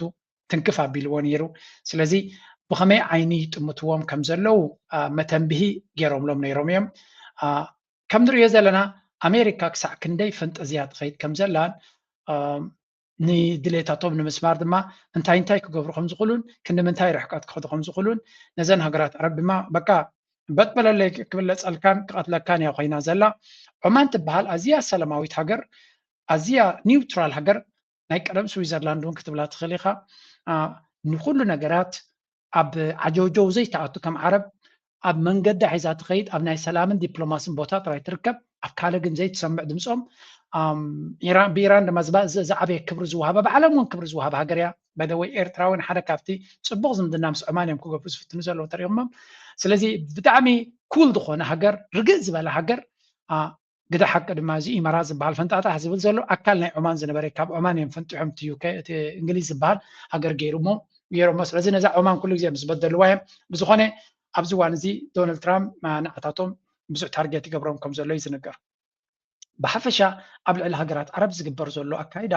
ንገሊአን ብእገዳ ነተን እገዳ ዘይወረደን ዘሎ ወይ እውን ዕፅዋ ዘይሃስየን ዘሎ ድማ በዓልካ እናፈራርሃካ ኮይኑ ዘሎ ሕጂ ድማ ነዚ ናብ ቀርኒ ኣፍሪካ ክንሪኦ ክንፍትን ኢና ምክንያቱ ብዙሕ ዝተሓሓዝ ስለ ዘለዎ let's go to ናብ ዞባና ገጽና ንኸይድ Picture this. One country completely surrounded by chaos. To the south, a nation where the government has lost control of 80 to 90% of its own territory, where bombs were reportedly planted in cities on election day, where armed factions are fighting across 17 different locations simultaneously. To the west, Sudan, swallowed by a catastrophic civil war with no end in sight. To the northwest, the Red Sea, where American military drones worth millions of dollars are being shot out of the sky. And yet one country in the middle of all of this remains standing, calm, controlled, and increasingly powerful. That country is Eritrea. And today we are going to break down exactly ከም ትሪእዎ ዘለኹም እዛ ቪድዮ ፅቡቅ ዝኾነ ነቲ ኩንነት ኣባይታ ዘሎ ትገልፅ ቪድዮ እያ ኣብ ቀርኒ ኣፍሪቃ ብጀካ ሓንቲ ሃገር ብኩሉ መንገዲ ሓደጋ ኣብ ርእሲ ሓደጋ ተኸቢብሉ ዘለወሉ ግዜ ኢና ንነብር ዘለና እዩ ዝብል ዘሎ ብደቡብ 90 ሚታዊት ወይ እውን 80 ሚታዊት ሃገሩ ክቋፀር ዘይክእል መራሒ ነጊስሉ ዘሎ ኣብ ልዕሊ ድማ ምርጫ ተባሂሉ ድራማታት ከበሮ ናይ ድራማታት ዝህረመሉ ዘሎ ዓዲ ክንርኢ ከለና which is not ኣብ ደረጃ ዘገርም ክትብሎ ትኽእል ኢኻ ብምዕራብና ሱዳን ካብ መዓልቲ ናብ መዓልቲ ዓባይ ማእከል ናይ ቲያትር ናይ ዝተፈላለዩ ሓይልታት ሓደገኛ ቲያትር ወይ እውን ሓደገኛ ፀወታ ናይ ዝተፈላለዩ ሓያላት ኢና ባህልትን ሓይሎም ከርእዩን ገንዘቦም ከርእዩን ፅጋቦም ከርእዩን ናይ ዝደልዩ ከምኡ ድማ ናይ ስስዐ መንፈሶም ከንፀባርቁ ናይ ዝደልዩ ሓይልታት መጋበርያ ኮይና ትቕፅል ኣላ እቲ ፀወታ ድማ ናብ ሓደገኛ ደረጃ ገፁ ይኸይድ ኣሎ ብሰሜን ናትና ድማ ቀይ ባሕሪ እዩ ዘሎ ብምብራቅ ናትና ማለት ሰሜናዊ ምብራቅ ሰሜናዊ ከምኡውን ደቡባዊ ምብራቅ እውን ተበልና ብኩሉ ቀይ ባሕሪ እዩ እሱ ድማ ንኣሜሪካ ቀውጡ ኮይንዋ ዘሎ ቦታ እዩ ምክንያቱ ባብኤል መንደብ ኣብኡ ስለ ዘሎ ባብኤል መንደብ ድማ ሓደ ካብቲ ንኣሜሪካ ትዝኸፈ መራኸብ ኩናታ ከተሕልፈሉ ዘይትኽእል ድሮናታ ናይ ስለያ ኣብቲ ልዕሊኡ ዘሎ ድማ መዓልታዊ እኳ እንተደይበልና ካብ ግዜ ናብ ግዜ ክቡራት ድሮናት ናቶም ጥዋዕዋዕ ክብላ ዝውዕላሉ ዘለዋ እዩ ስለዚ ኣብዚ ቦታ እዚ ኣሜሪካ ይኹን ካልኦት ሓይልታት ዝኸበደ ፈተና እዩ ዘጋጥሞም ዘሎ ዝኹሉ ፈተናታት ከቢብዋ ዘሎ ሓንቲ ሃገር ሓያል ኮይና ነቲ ኩነታታ ኣዋሃሂዳ ንኹሉ ነገር ተቆፃፂራ ትወፅእ ዘላ በለኽ ኢላ ትወፅእ ዘላ ትረአላ እሳ ድማ ኤርትራ ትበሃል ብዘይ ካል ዓለም ንምግናን ንሃገርና ከነፀባብቕ ገለ ከይመስለኩም ከነፀባብቕ ግዴታና እንዲ ግን ኣየድልየካኒ ምፅብባቕ ኣየድልየካኒ ኤሪዝ ጭቡጥ ዝኾነ ኣብ ባይታ ዝረአ ዘሎ እዩ ፈታውን ፀላእን ዝምስክረሉ ዘሎ ኩነታት ኢና ንርኢ ዘለና ስለዚ እዚ ጉዳይ እዚ ነዚ ኩነታት እዚ ብፍላይ እታ ስእሊ ረእይዎ እታ ሓዊ ኖርማል ሓደገኛ ሓዊ እዩ ከምዚ ዓይነት ሓዊ ከቢብካ እንተሎ ድማ ላግፂ የለን ክድቅስ ኣይትኽእልኒ ኢኻ ተረጋጊእካ እውን ክትከይድ ኣይትኽእልኒ ኢኻ ሓደ ካብቲ ምስቲ ኩሉ ዘሎ ፀገማት እቲ መንግስቲ ዝረኣዮ ዘሎ ስእሊ ከምዚ ስእሊ ዝረኣዮ ዘሎ ኮይኑ ይትስምዓልና ስለምንታይ እወ ብዙሕ ነገራት ክትገብር ትደሊ ግን እቲ ኣብ ከባቢኻ ዘሎ ድማ ሓንቲ ሓደ ግዜ እንተመፂካ ዕብይ ዝበለ ዓበይቲ ሃገራት እየን ከም ትሪእዎን ዘለኹም ብዙሕ ህዝቢ ዘለዎን ዓበይቲ ሃገራት ናይ ዓበይተን ባዕለን ንፈልጣ ኣብ ውሽጠን ጉዳየን ባዕለን ዘይቋፀራ እየን ቀደም ኩሉ ግዜ ከምኡ ኢልና ንዛረብ ነርና ለንቀን ኣሜሪካ ድማ ነቲ ሓቂ ተኪሶም ገዲፎም ኣለዉ ስምዕዎ ኣብዚ ማርኮ ሩቢዮ ኣብዘን ዝሓለፋ ቅድሚ ኣብ ዝሓለፈ ሰዓታት ኣብ ሰነት ፍሎወርስ ተዛረበ እዩ Last point. We remain heavily engaged in areas that may be not at the core of our national interests, but nonetheless are related to our national interests. You think about Sudan for a moment and the Quad. This has been a very frustrating situation to put together, but we helped convene a donor conference that got pledges for when that is resolved. We've put a lot of time and energy in a situation that now unfortunately has turned into a proxy in the Middle East because of the UAE and the Saudis on opposite sides of it. In Libya, ሰከምትሪ ወደለኹም ከይትረድኦ ኣብ መንጎ ፃቕጢ ምስ መፅኦ ዘምፃእ ዘውፃእ ዘረባየ እምበር ከውፃእ ኣይደለኒ ነይሩ ወይ እውን ኣብ ካልእ ግዜስ ምበሎ ነይሩ ኣብ ከምዚ ጉዳይ እዚ ከምፅኣሉ ዝኽእል ምክንያት ኣይነበሮም ግን ግሪል ይገብርዎ ስለዝነበሩ የቃፅልዎ ስለዝነበሩ ብሕቶታትን ብገለን ዘውፅኦ ዘረባ እዩ ሓደ ካብቲ ፀገም ኮይንና ዘሎ ይብላ ኣሎ ነገራሲ ኩሉ ነገር ኣብ ኢዶም ከምዘየለ ወይ ክቋፀርዎም ቀሊል ከምዘይኮነ ብዙሕ ነገራት ክገብሩ ይደልዩ ግን ኣብ ትሕቲኦም ኮይኖም ንሓትሕቶም ዝባሉ ኣቕላባት ከም ዘለዉ ይዝነግር ዘሎ እጂ ጉዳይ ናይ ሱዳን ተወሲድና ይብላሉ ንሱዳን ሓደ መረዳድ ነጥቢ ጌርና ኣብዘን ዝሓለፋ ኣብ ኣብዚ ናይ ኣፍሪካ ስትራቴጂ ዝበልዎ እውን ደጊመ ነጊረኩም ነይረ ኣብ ጉዳይ ናይ ሱዳን እንታይ ክኽተሉ ከም ዝደልዩ ነጊሮም ነይሮም እዮም ማርኮ ሩቢዮ ኣብቲ ናይ ስቴት ዲፓርትመንት ፖሊሲ ኣውፅኦሞ ዘለዎ ኣብ ካልእ ቪድዮናተይ ከድኩም ክትሰምዕዎ ትኽእሉ ኢኹም ኣብኡ እውን ይጠቕሶ እዩ ነቲ ጉዳይ ናይ ሱዳን እቲ ንሕና ክንገብሮ እንደሊ ግን ኩሉ ነገር ኣብ ኢድና ጥራይ ኣይኮነን ዘሎ እዩ ዝብል ፎር ኤግዛምፕል ጉዳይ ናይ ሱዳን ክንሪኦ ከለና ዶነር ክላስ ዘገለ ደይልና ኮንፈረንስ ጌርና ክንውድኦ እንደለና ግን ኣብ ውሽጥና ኮይኖም ፕሮክሲ ዎር ነቲ ኩናት ኣዙር ዝገበርዎ ወይ እውን ካልኦት ሓይልታት ትሕተና መሻርክትና ክነሶም ነቲ ጉዳይ ናይ ሱዳን መቃቂሎም ሒዞሞ ዘለዉ ይብል ኣብዚ ሕጂ ኩሉ ግዜ ንስዑድያ ግዳይ ናይ ምግባር ተኽእሎ ኣለዎም ስዑድያ ንሱዳን ንሰራዊት ሱዳን እንታይ ትሕግዞም ኣላ ክሳብ ሕጂ ዝጭበጥ ነገር የለን ኣነ ኣይሰማዕኩን ምስኡ ክሰኣል መሓመድ ቢን ሰልማን ኣብ ስእሊ ክረአ ገለ ክረአ እምበር ብሳተላይት ዝተረጋገፀ ብሎጂስቲክስ ዝተኣተወ ዝኣቱ ከሎ ተራእየ ዝኾነ ይኹን ንሰራዊት ሱዳን ዝሕግዝሉ ዘለዉ ነገር ዝረኣናዮ የብልና ግን ኩሉ ግዜ ኣብቲ ሰረባ እንታይ ዝብል ዘረባ ኢኻ ትሰምዕ ኣብ ጉዳይ ናይ ሱዳን እዘን ሃገራት ዓረብ ናብትን ኮይነን ኣለዋ እሞ ይሕግዛ ስለ ዘለዋ እቲ ነገር ዝበላሾ ዘሎ ዝብል ዘረባ ትሰምዕ ኢኻ ስለዚ ብሓቂ ከምኡ ይገብራ ኣለዋ ድን ኣይገብራን ኢማራት ንኢማራት እንድሕር ጠቂስካ ካልአይቲ ሃገር ክትጠቀስ ስለ ዘለካ ካብ ኣክቹዋሊ ኣነ ክሪኦ ከለኹ ካብ ስዑድያ ንላዕሊ ንመን ኢኻ ክጠቅስ ዘለካ እምበልኩ ግብፂ ከማንተ ትብል ከማን የምዕር ወይ ንቱርክ ክትብል ትኽእልካ እውን መምሓረ ነይሩ ምክንያቱ እቲ ኤንድ ኦፍ ደይ እቶም ዝሳተፉ ዘለዉ ሰብ እዮም ንስዑድያ ግን ንኢማራት ጠቂስካ ንስዑድያ ከይጠቀስካ ምኻድ ማለት ገበን እዩ ምክንያቱ እቲ ናይ እስራኤል ዲፕሎማሲ ብፍፁም ከፍቅዶ ዝኽእል ነገር ጉዳይ ከም ዘይኮነ ክትርድኡ ክትክእሉ ኣለኩም ስለዚ ኦልዌይስ ኣብ ናይ ዕግርግር ወላ እኳ መሓመድ ቢን ሰልማን ኢድ ተዘይብሉ ዝርአ ነገር ተዘይብሉ ኩሉ ግዜ እንታይ ክገብሩ እዮም ዝፍትኑ ንኢማራት ክጠቕሱ ከለዉ ንስዑድያ እውን ምሳ ክጠቕስዋ እዮም ዝፍትኑ እዚ ከዓ ኩሉ ግዜ እቲ ባላንሲንግ ኣክት ከምኡ ድማ ነቲ ኢማራት ትገብሮ ዘላ ምስ ካልኦት እውን ዝገብርኦ ዘለዋ እየን ኣምሲልካ ክትገብሮ ከለካ ንኢማራት በይናይ ትውቀስን እያ ንምንታይ ኣብቲ ውሽጢ ሰርክልስ ናይ ዋይት ሃውስ ኣትያ ነቲ ናራቲቭ ክትጥምዝዝ ክትፍትን ከም ዘላ እዩ ዘርእየካ እቲ ኢማራት በዚ ኮይኑ በቲ እዚ ዘረባ እዚ ንባዕሉ ዘነፅር ፕሮክሲ ዎር ፕሬዚደንት ኢሳያስ ተደጋጋሚ ኩናት ናይ ክልተ ጀነራላት ዝብልዎ ግደፍዎ ኢሉ ሓሶት እዩ ክልተ ጀነራላት ይዋግኡ የለዉ ናብ ሱዳን ኢሉ ናይ ኢዳ ዙር ኩናት ኢና ንርኢ ዘለና ኢሉ ቅድሚ 2 ዓመት ኣቢሉ ቅድሚ ዓመት ኣቢሉ ዝገብሮ ኢንተርቪው ነይሩ ስለዚ ክልተ ጀነራላት ሕሜትን ብርሃንን ዝበሃል ሓሶት ኢሉ ንሕና ናይ ወፃኢ ወራር ኢንተርቬንሽን ብወፃኢ ዝተመወለ ብዕሱባ ዝግበር ዘሎ ኩናት ኢና ንርኢ ዘለና እምበር ክልተ ጀነራላት ዝዋጉ ይረአናን ስለዚ እቲ ነገር ነቲ ዘሎ ሽግር ክትሓብእ ናይ መፈተኒ ጥበብ ዳኣሉ እምበር ከምኡ ኮይኑ ኣይኮነን ዝብል ዘረባ ኢና ንሰምዕ ዘለና again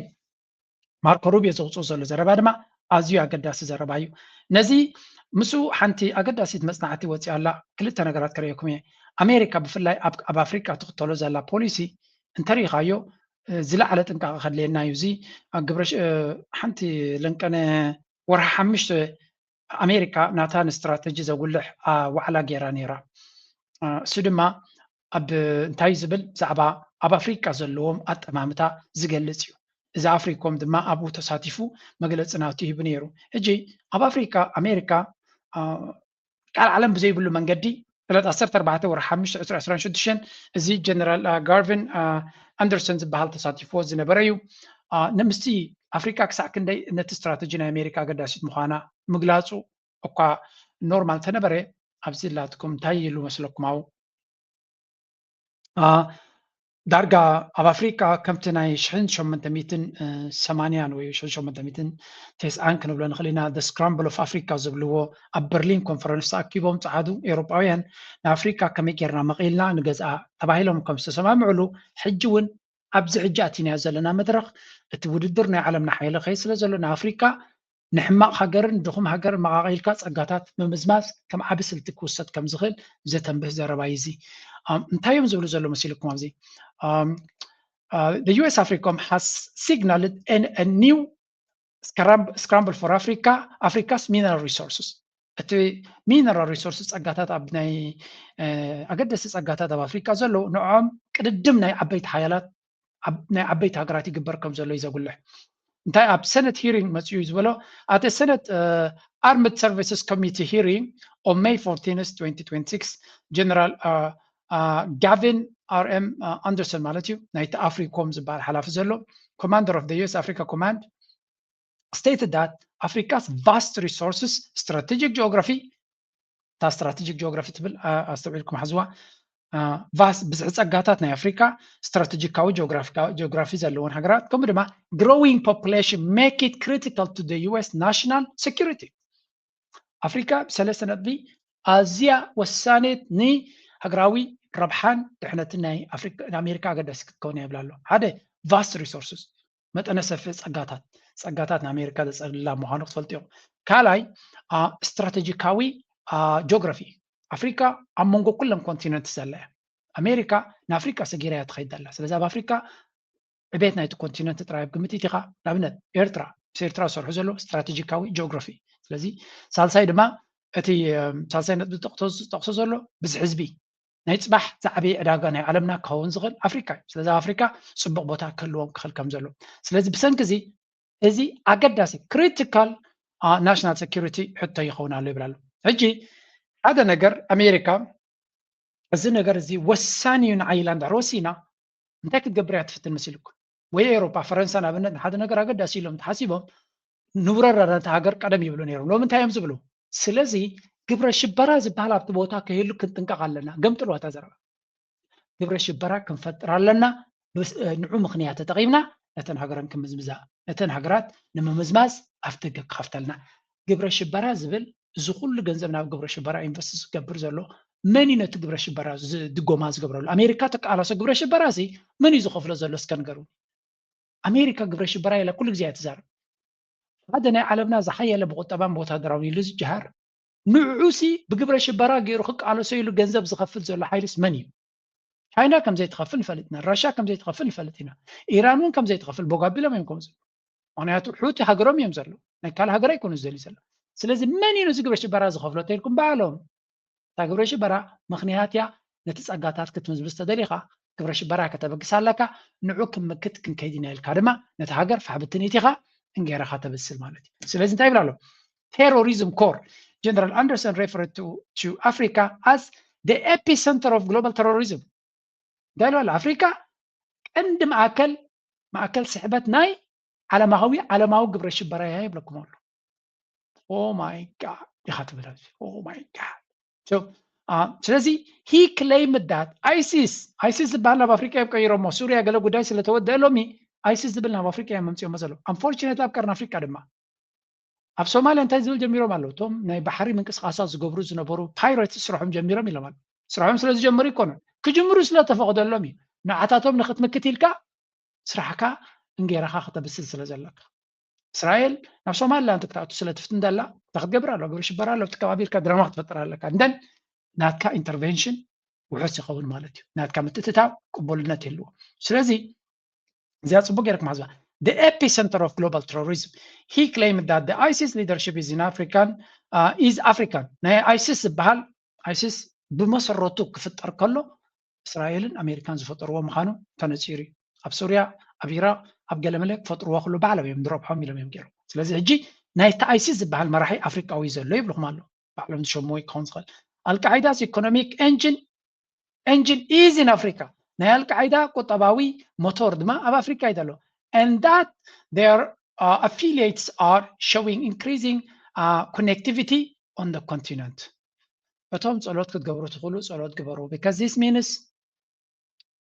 አፍሪካ ብዙሕ ድራማ ከለዋ እዩ ብዙሕ ድራማ ናይ ቴሮሪዝም ዝብል ከትዩ እንታነት ማዕድናት ንምውሳድ ድግበር ማለት እዩ እዚ this is not our problem ኤርትራ ከም ኤርትራዊ ትጭነቁሉ ጉዳይ የብልኩም ኤርትራ ሓንቲ ካብቲ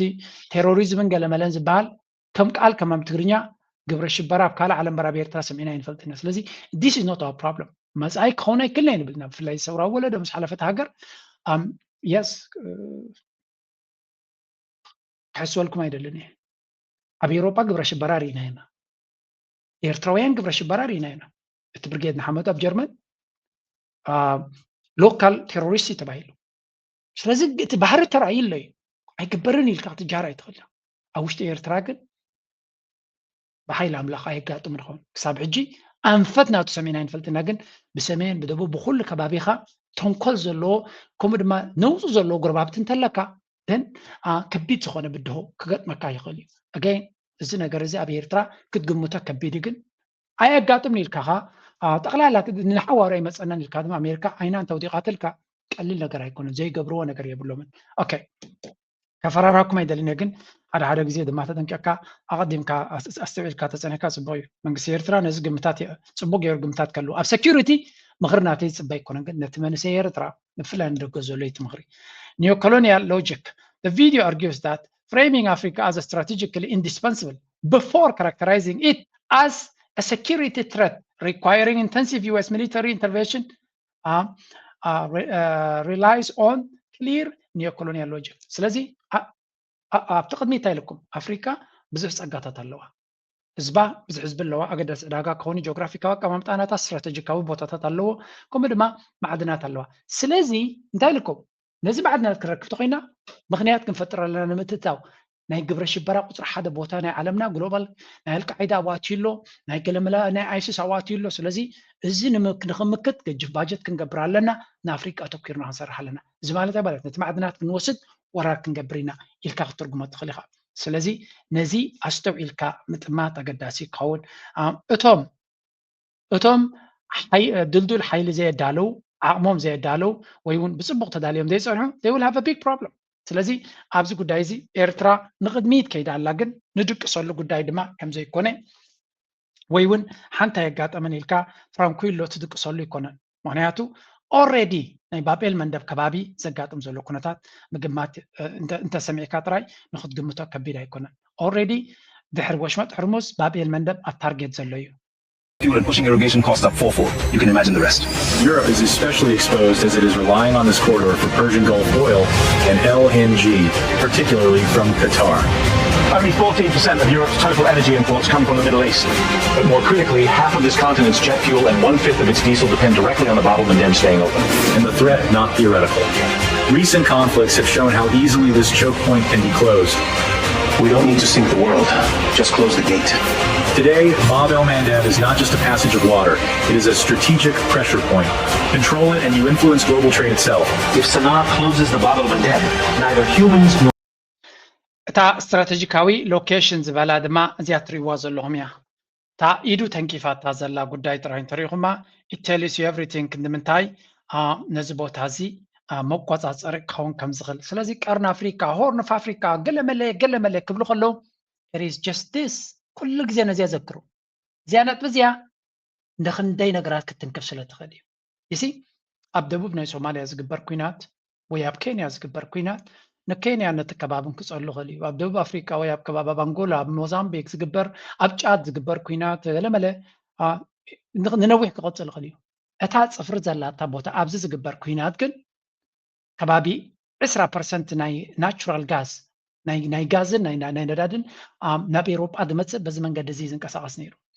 ልዕሊ ኩሉ ድማ እቲ ዓብይ ግሎባል ትሬድ ዓብይ ትሬድ ናይ ንግዲ ናይ ዓለምና መትና ኣብዚ ዘሎ። ስለዚ if you touch this place ኣብዚ ቦታ እዚ ሽግር ክትፈጥር ትኽኢልካ and this is going to create a lot። ስለዚ እስራኤል ኣብዚ ከባቢ ይቐርብ ኣሎ። ሶማልያ ከመይ ዝበለ ነውፅ ወሪድዋ ኣሎ ትሪኡ ኣለኹም። እሱ ጉዳይ ድማ እስራኤልን ቱርክን ክልቲኦም ኣትዮም ኣለዉ። ክልቲኦም ድማ እቶም ቀንዲ ተፋጠጥቲ ሓይልታት ኮይኖም ዘለዉ እዮም። ኣብ ሱዳን ስዑድያ ይብልኹም ፀኒሖም ስዑድያን ኢማራትን ይብልኹም ኣለዉ። again ኩሉ እዚ ከተተሓዙ እንተጀሚርካ the situation is very very critical and ብቐሊሉ ሸለል ኢልካ ክስገር ዝኽእል ኣርእስቲ ከምዘየላ ኣብዚ ከባቢና ፅቡቅ ጌርኩም ኣስተውዒልኩም ክትርእይዎ ክትክእሉ ኣለኩም and because of all this ከባቢና ኣመና ኣገዳስነት ፍሉይ ቆላሕታ ዘድልዮ ኮይኑ ኣሎ። ሓንቲ ፅሕፍቲ ለንቀነድ ወፀት ኣላ ምንታን ምሳታ ሓይዝና ክንሪያ እንታይ ኢሎም ሓደ ቲንክ ታንክ ዘውፅኣያ ta analysis እንታይ ዝብል ቀርኒ ኣፍሪካ ካብ 2025 ጀሚሩ the Horn of Africa has been shaped by 3 major trends። ካብ 2025 ጀሚሩ ብፍላይ ቀርኒ ኣፍሪካ ብሰለስተ ኣገዳሲ ነገራት ይፅሎ ኣሎ። እሱ ድማ ጂኦፖለቲካል ኮምፒቲሽን፣ ማሪታይም ሴኪሪቲ፣ ኤነርጂ። ስለዚ ናይ ጂኦፖለቲካል ኮምፒቲሽን ውድድር ከምኡ ድማ ናይ ማሪታይም ሴኪሪቲ ፀጥታ ናይ ባሕሪ ዝብል ካልኣይ ሳልሳይ ድማ ኤነርጂ። እዞም ሰለስተ ነገራት ንቀርኒ ኣፍሪካ ዓብ ፅልዋ ዝገብርሉ ዘለዉ እዮም እናበለ ዝገልፅ ሓደ ዕብይ ዝበለ መፅናዕታዊ ፅሑፍ ዝቀረብዎ እዩ። and if you look into this ብቅርብ ኢልካ ክትሪኦ እንተጀሚርካ እንታይ ዝብል ንዝተፈላለዩ ሃገራት እናጠቐሰ እዩ ኣናላይዝ ዝገብር። መጀመርያ let me give you this ንውሕ ዝበለ ፀብፃብ ስለ ዝኾነ strategic transformation ይብል the region shifted from እቲ ዞባ ቀርኒ ኣፍሪካ ማለት እዩ ካብ ሓደ post war reconciliation 2018 ጀሚሮም ዝገብርዎ እዩ። ድሕሪ ኩናት ሰላምን ርግኣትን ኤርትራ፣ ሶማልያ፣ ኢትዮጵያ ዝምድናታት ክገብሩ ጀሚሮም ነይሮም። ነዚ ኩነታት እዚ ኩሉ ፈሪሱ to intense militarization and deterrence without trust። ስለዚ ካብ ናይ ሰላምን ምትሕባርን ወፂኡ ብወታደራዊ ሽርክነታት ንሱ ድማ ቀንዲ ዕላማ ከመይ ጌርካ ሓደክ ንፀላኢክ ብኸመይ የዳኽሞ ዘመልክት እዩ። ልዕሊ ኩሉ ድማ ወላ እውን ዝግበር ሽርክነታት እውን ኣብ ምትእምማን ዝተሃነፀ ኣይኮነን ይብል። እዚ ብፍላይ ኢትዮጵያ ትገብሮ ዘላ ሽርክነታት እምበር ናይ ኤርትራ ኣይመስለን። ዝኾነ ቀፂሎም militarized diplomacy እቲ ዲፕሎማሲ እውን ወታደራዊ ዓይነት ዲፕሎማሲ ዝግበር ዘሎ national interests are now pursued through defense pacts and proxy alliances rather than regional institutions። እቲ ዝግበር ዘሎ ሽርክነታት ወይ እውን ሃገራዊ ረብሓታት ኣብዚ እዋን እዚ ብናይ ወታደራዊ ሽርክነታትን ከምኡውን ብፕሮክሲ ተጠቂምካ ዝግበር ዘሎ ኣካይዳ እዩ ዝሰልጥ ዘሎ። ኣብ ነፍሲ ወከፍ ሃገር እንተሪኻዮም ብጀካ ኣብ ኤርትራ ፕሮክሲ ኣሎ እዩ። ንኣብነት ኣብ ሱዳን ክንደይ ዓይነት ዕጡቃት ጉጅለታት ኣለዉ። ሕሜትን ሰራዊት ሱዳን ኣይኮነም መዓት እዮም ዘለዉ። ስለዚ ከከም ዕቤቶምን ንእስነቶምን እዚኣቶም ድማ ተለኣኽቲ ናይ ዝተፈላለዩ ሓይልታት እዮም። ኢትዮጵያ ኸ ክንደይ ዕጡቃት ሓይልታት ኣለዉ ኣድዮም ትቁፀሩ ብኩሉ ይሸነኽ ኣለዉ። ኩላቶም ድማ ኣጀንዳታት ናቶም ጥራይ ዘይኮነ ናይ ደገ ደገፍ ኣለዎም ዝብል ዘረባ እውን ኣሎ። እሱ እውን ነዊሕ ዝኾነ ዘረባ ክትማጎተሉ ትኽእል እዩ። ብዝኾነ ኣብ ካልእ ሶማልያ ኸይድ መዓት ፕሮክሲስ እዮም ዘሎ ኣብ ሶማልያ ነፍሲ ወከፍ ስቴት ናይ ካልእ ናይ ገለ ተለኣኺ ክትብሎ ትኽእል ኢኻ። ስለዚ ብጀካ ኤርትራ ብምሉእ እቲ ዞባ ሕንፍሽፍሽ ዝበለ እዩ። ጅቡቲ እንድሕሪ ኢልካ ኦኬ ጅቡቲ ኢግኖር ግበሮ ነምበር ዋን 8-9 ሃገራት ኣለዉ ንባዕሉ እቲ ፖለቲካ ናቱን ስታቢሊቲ የብሉ ማለት ከምዚ ስለተዓብሰ እምበር ጅቡቲ ብዙሕ ሽግራት ዘለዎ ሃገር እዩ። ግን ዳሓን ግዜኡ ንግደፍ ጅቡቲ ኣብቲ ከምዚ ዓይነት ዲቤት ኣየምፅዎም እዮም። ስለዚ በብሓደ ኢትዮጵያ ይብል በበይኑ መፅናዕቲ ዝተሰነየ እዩ። እዚ ንበኩም ዘለና ኣገይን ኩሉ ግዜ ክነዘኻኽረኩም ኣለና ናይ ብዙሕ ኣርቲክልስን ናይ ብዙሕ መፅናዕታዊ ፅሑፋትን ኣብ ካልእ ግዜ ኤርትራዊ ግዜ ረኺቡ ክርዮ ዝኽእል ኣይኮነን። ብዙሕ ቻነላት ናይ ሕብረተሰብና እዩ ዘሎ we are trying our best ዝበለፀ ሓበሬታ ብዛዕባ ዞባና ዝግበር ብፍላይ ሳይንሳዊ መፅናዕ ፅሑፋት ዓበይቲ ኣርቲክል ዝገብርዎ ቲንክ ታንክ ዘቕርብዎ ብዛዕባ ኤርትራ ብዛዕባ ቀርኒ ኣፍሪካ ቀዳማይ ቦታ ናቱ እዚ ቻነል እዚ እዩ። ቀዳማይ ቦቱ የዝብለኩም ምዝር ከምዚ فخرة جهرات عبيد كي مسلكم we really invest a lot of resources بزح كزيان بزح قلبتن أباقينا بفلاي أبكالي سب كروبو زيكل سقطات كروبو زغل زي كروبو زيكل articles نباخاتكم كان أقرب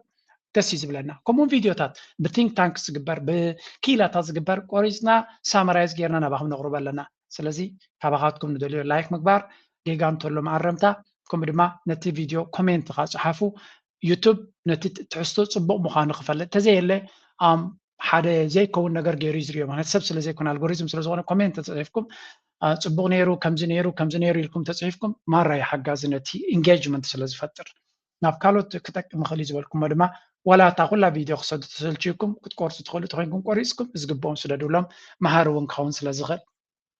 كملس يابتارسي توم كيسلكم تحجزونا دما ثانك يو ناو ناب ኢትዮጵያ ክኸይድ ከሎ ሓደ ካብቲ ምንጭ ፀገም ኢትዮጵያ ምዃኑ እዩ እንታይ ኢሉ ገሊፁ ኣሎ assertive but fragile ከስፋሕፍሕ ዝደሊ ወይ እውን ፀገም ክፈጥር ዝደሊ ግን ፍራጃይል ማለት ከምዚ ለምባእባእ ዝበል ወይ ከዓ ድልዱል ዘይኮነ ስለዚ ኣብ ሰንኮፍ ዘሎ ማለት እዩ ንባዕሉ ኣብ ሰንኮፍ ዝገብሮ ዘሎ ድማ ውሽጣዊ ፀገም እዩ ፌደራል ኦቶሪቲ ዊክንድ እቲ ፌደራላዊ መንግስቲ ዝተዳኸመ እዩ ምክንያቱ ኣብ ውሽጡ ዘይተኣድኑ ዕጡቃት ጉጅለታትን ተዋጋእቲ ሓይልታትን ስለ ዘሎ ኢንሰርጀንሲስ ኣብ ኣምሓራ ኣሎ ፋኖ ዝበሃል ኣብ ኦሮሚያ ኦላ ዝበሃል ኣሎ ከምኡ ድማ ኢንተርናል ስፕሊትስ ኣብ ትግራይ እውን ኣሎ ግን ምምቕቓል ናይ ትግራይ ከዓ ኣሎ ይብላ ኣሎ ሶቨሬኒቲ ላንድማርክስ ንኣብነት ነቲ ጌርድ ዝበሃል ወዲዩ ሉላውነት ኣረጋጊፀ ብላብላ ክብል ይፍትን ኣሎ ግን ንድ ነቲ ኢሉ ሕዳሴ ግድብ ወዲዩ ኣብኡ ድሕሪኡ ናይ ቀይሕ ባሕሪ ዝብል ሓደገኛ ናይ ምስፍሕፋሕ ሕልሚ ኣበጊሱ ኣሎ እዚ ድማ ምስ ኤርትራ ምስ ግብፅን ኣብ ጎንፂ ኢትይዎ ኣሎ ኒው ፓርትነርሽፕስ ዲፐንደንት ሚሊታሪ and energy ties with Russia nuclear and the UAE ስለዚ ምስ ራሽያን ምስ ኢማራትን ድማ ዓሚቕ ዝኾነ ሽርክነት ክገብር ተራእዩ ናብ ራሻ ናይ ኒውክለር ቴክኖሎጂ ክወስድ ካልእ ሽርክነታት ክገብር ይፍትን ኣሎ ናብ ኢማራት ድማ መቸም ፓፐት ሬጂም ምዃኑ መጋበርያ ናይ ኢማራት ኮይኑ ኣሎ ዳርጋ ምወላናቱ ካብኡ ዝምርኮዝ ዘሎ ክንብል ንኽእል ቀፂሉ ሶማልያ strategic realignment of Somalia ከንታይ ይካየድ ኣሎ state building progress toward direct elections ምርጫ ክገብሩ ክኢሎም and normalize relations with Ethiopia via the Ankara declaration ስለዚ ኣብ ሶማልያ ክኸውን ከሎ በቲ ምስ ኢትዮጵያ ዝነበራ ነውፂ በቲ ናይ ኣንካራ ገይሮም ክሓልፉ ከለዉ ንመጀመርያ ድማ ናይ ባይቶ ምርጫታት ክትካየድ ክኢላ ግን ሶማልያ ክበሃል ከሎ ኣብዚ እዋን እዚ ልክዕ ማዕረ ሶማልያ ቱርክያ ትብል ትመፅእ the Turkey anchor signed massive defense and energy deals with Turkey እዚ ድማ ናቫል ሰፖርት ስለዚ ቱርኪ ዓብ ፅልዋ ኣብቲ ፌደራላዊ መንግስቲ ናይ ሶማል ከም ዘለዋ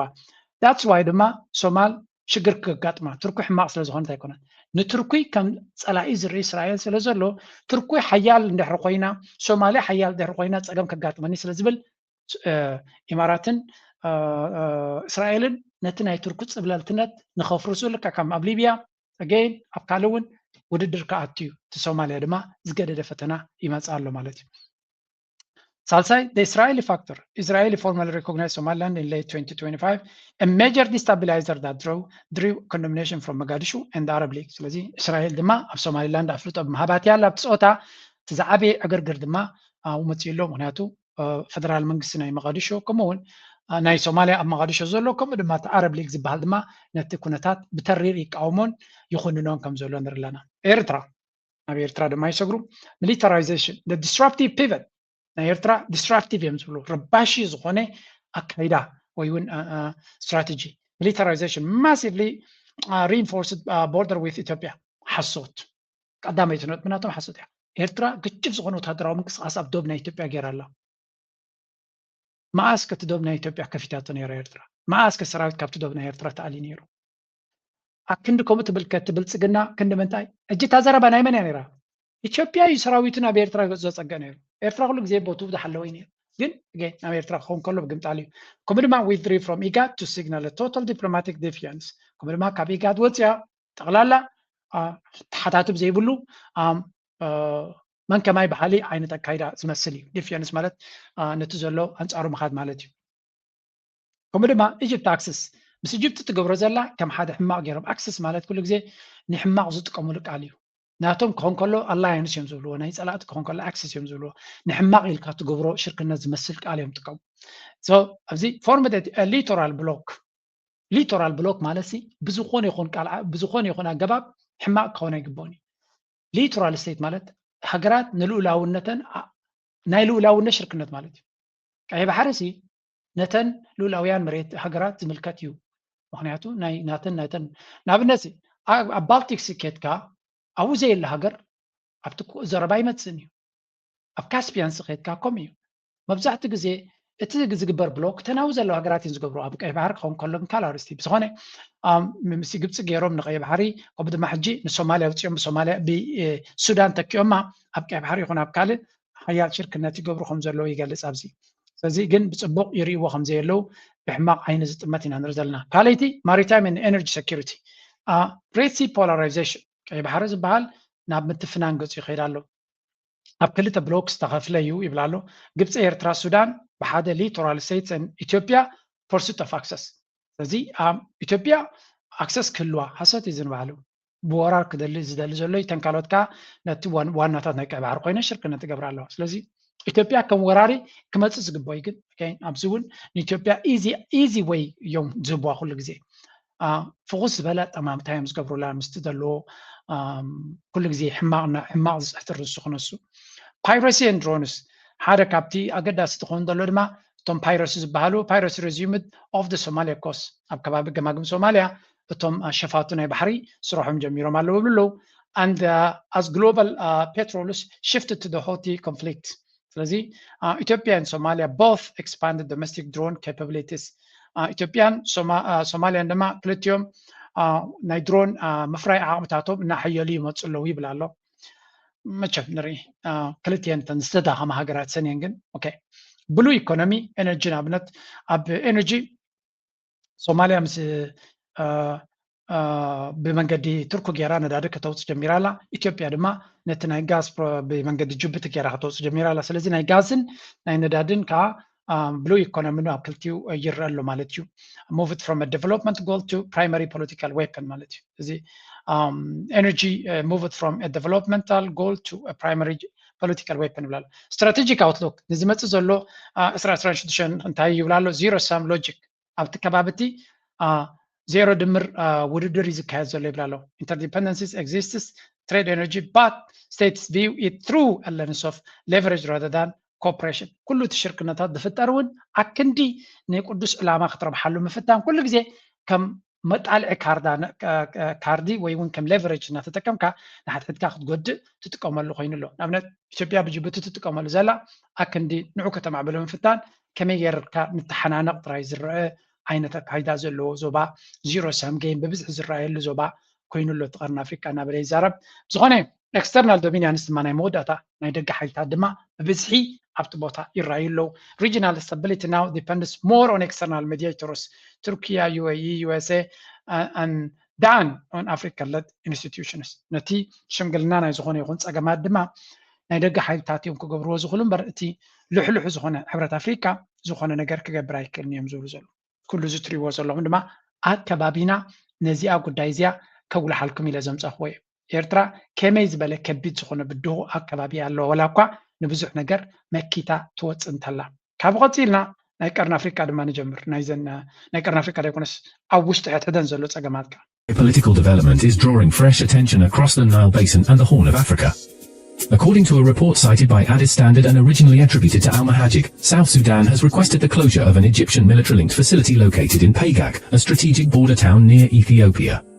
The reported decision is being interpreted by observers as another sign of changing regional alignments involving South Sudan, Ethiopia, Egypt, and Sudan.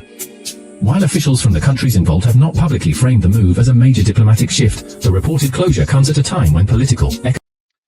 ከምኡ ድማ ኣብ መንጎ ኢትዮጵያን ሱዳንን ዝግበር ዘሎ ግብፂ ድማ ምስ ሱዳን ኮይና ማለት እዩ ዝግበር ዘሎ ነውፂ ካብ ግዜ ናብ ግዜ እናረሰነ ይኸይድ ከም ዘሎ ኢና ንርኢ ዘለና ንኣብነት ደቡብ ሱዳን ሓደ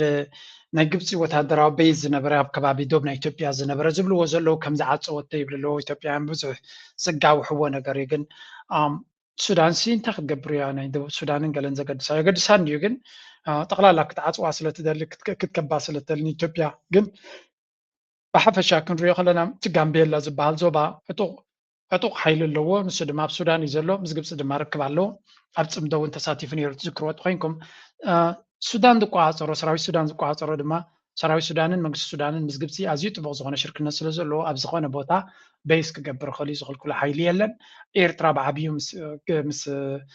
ግብፂ ትሰርሓላ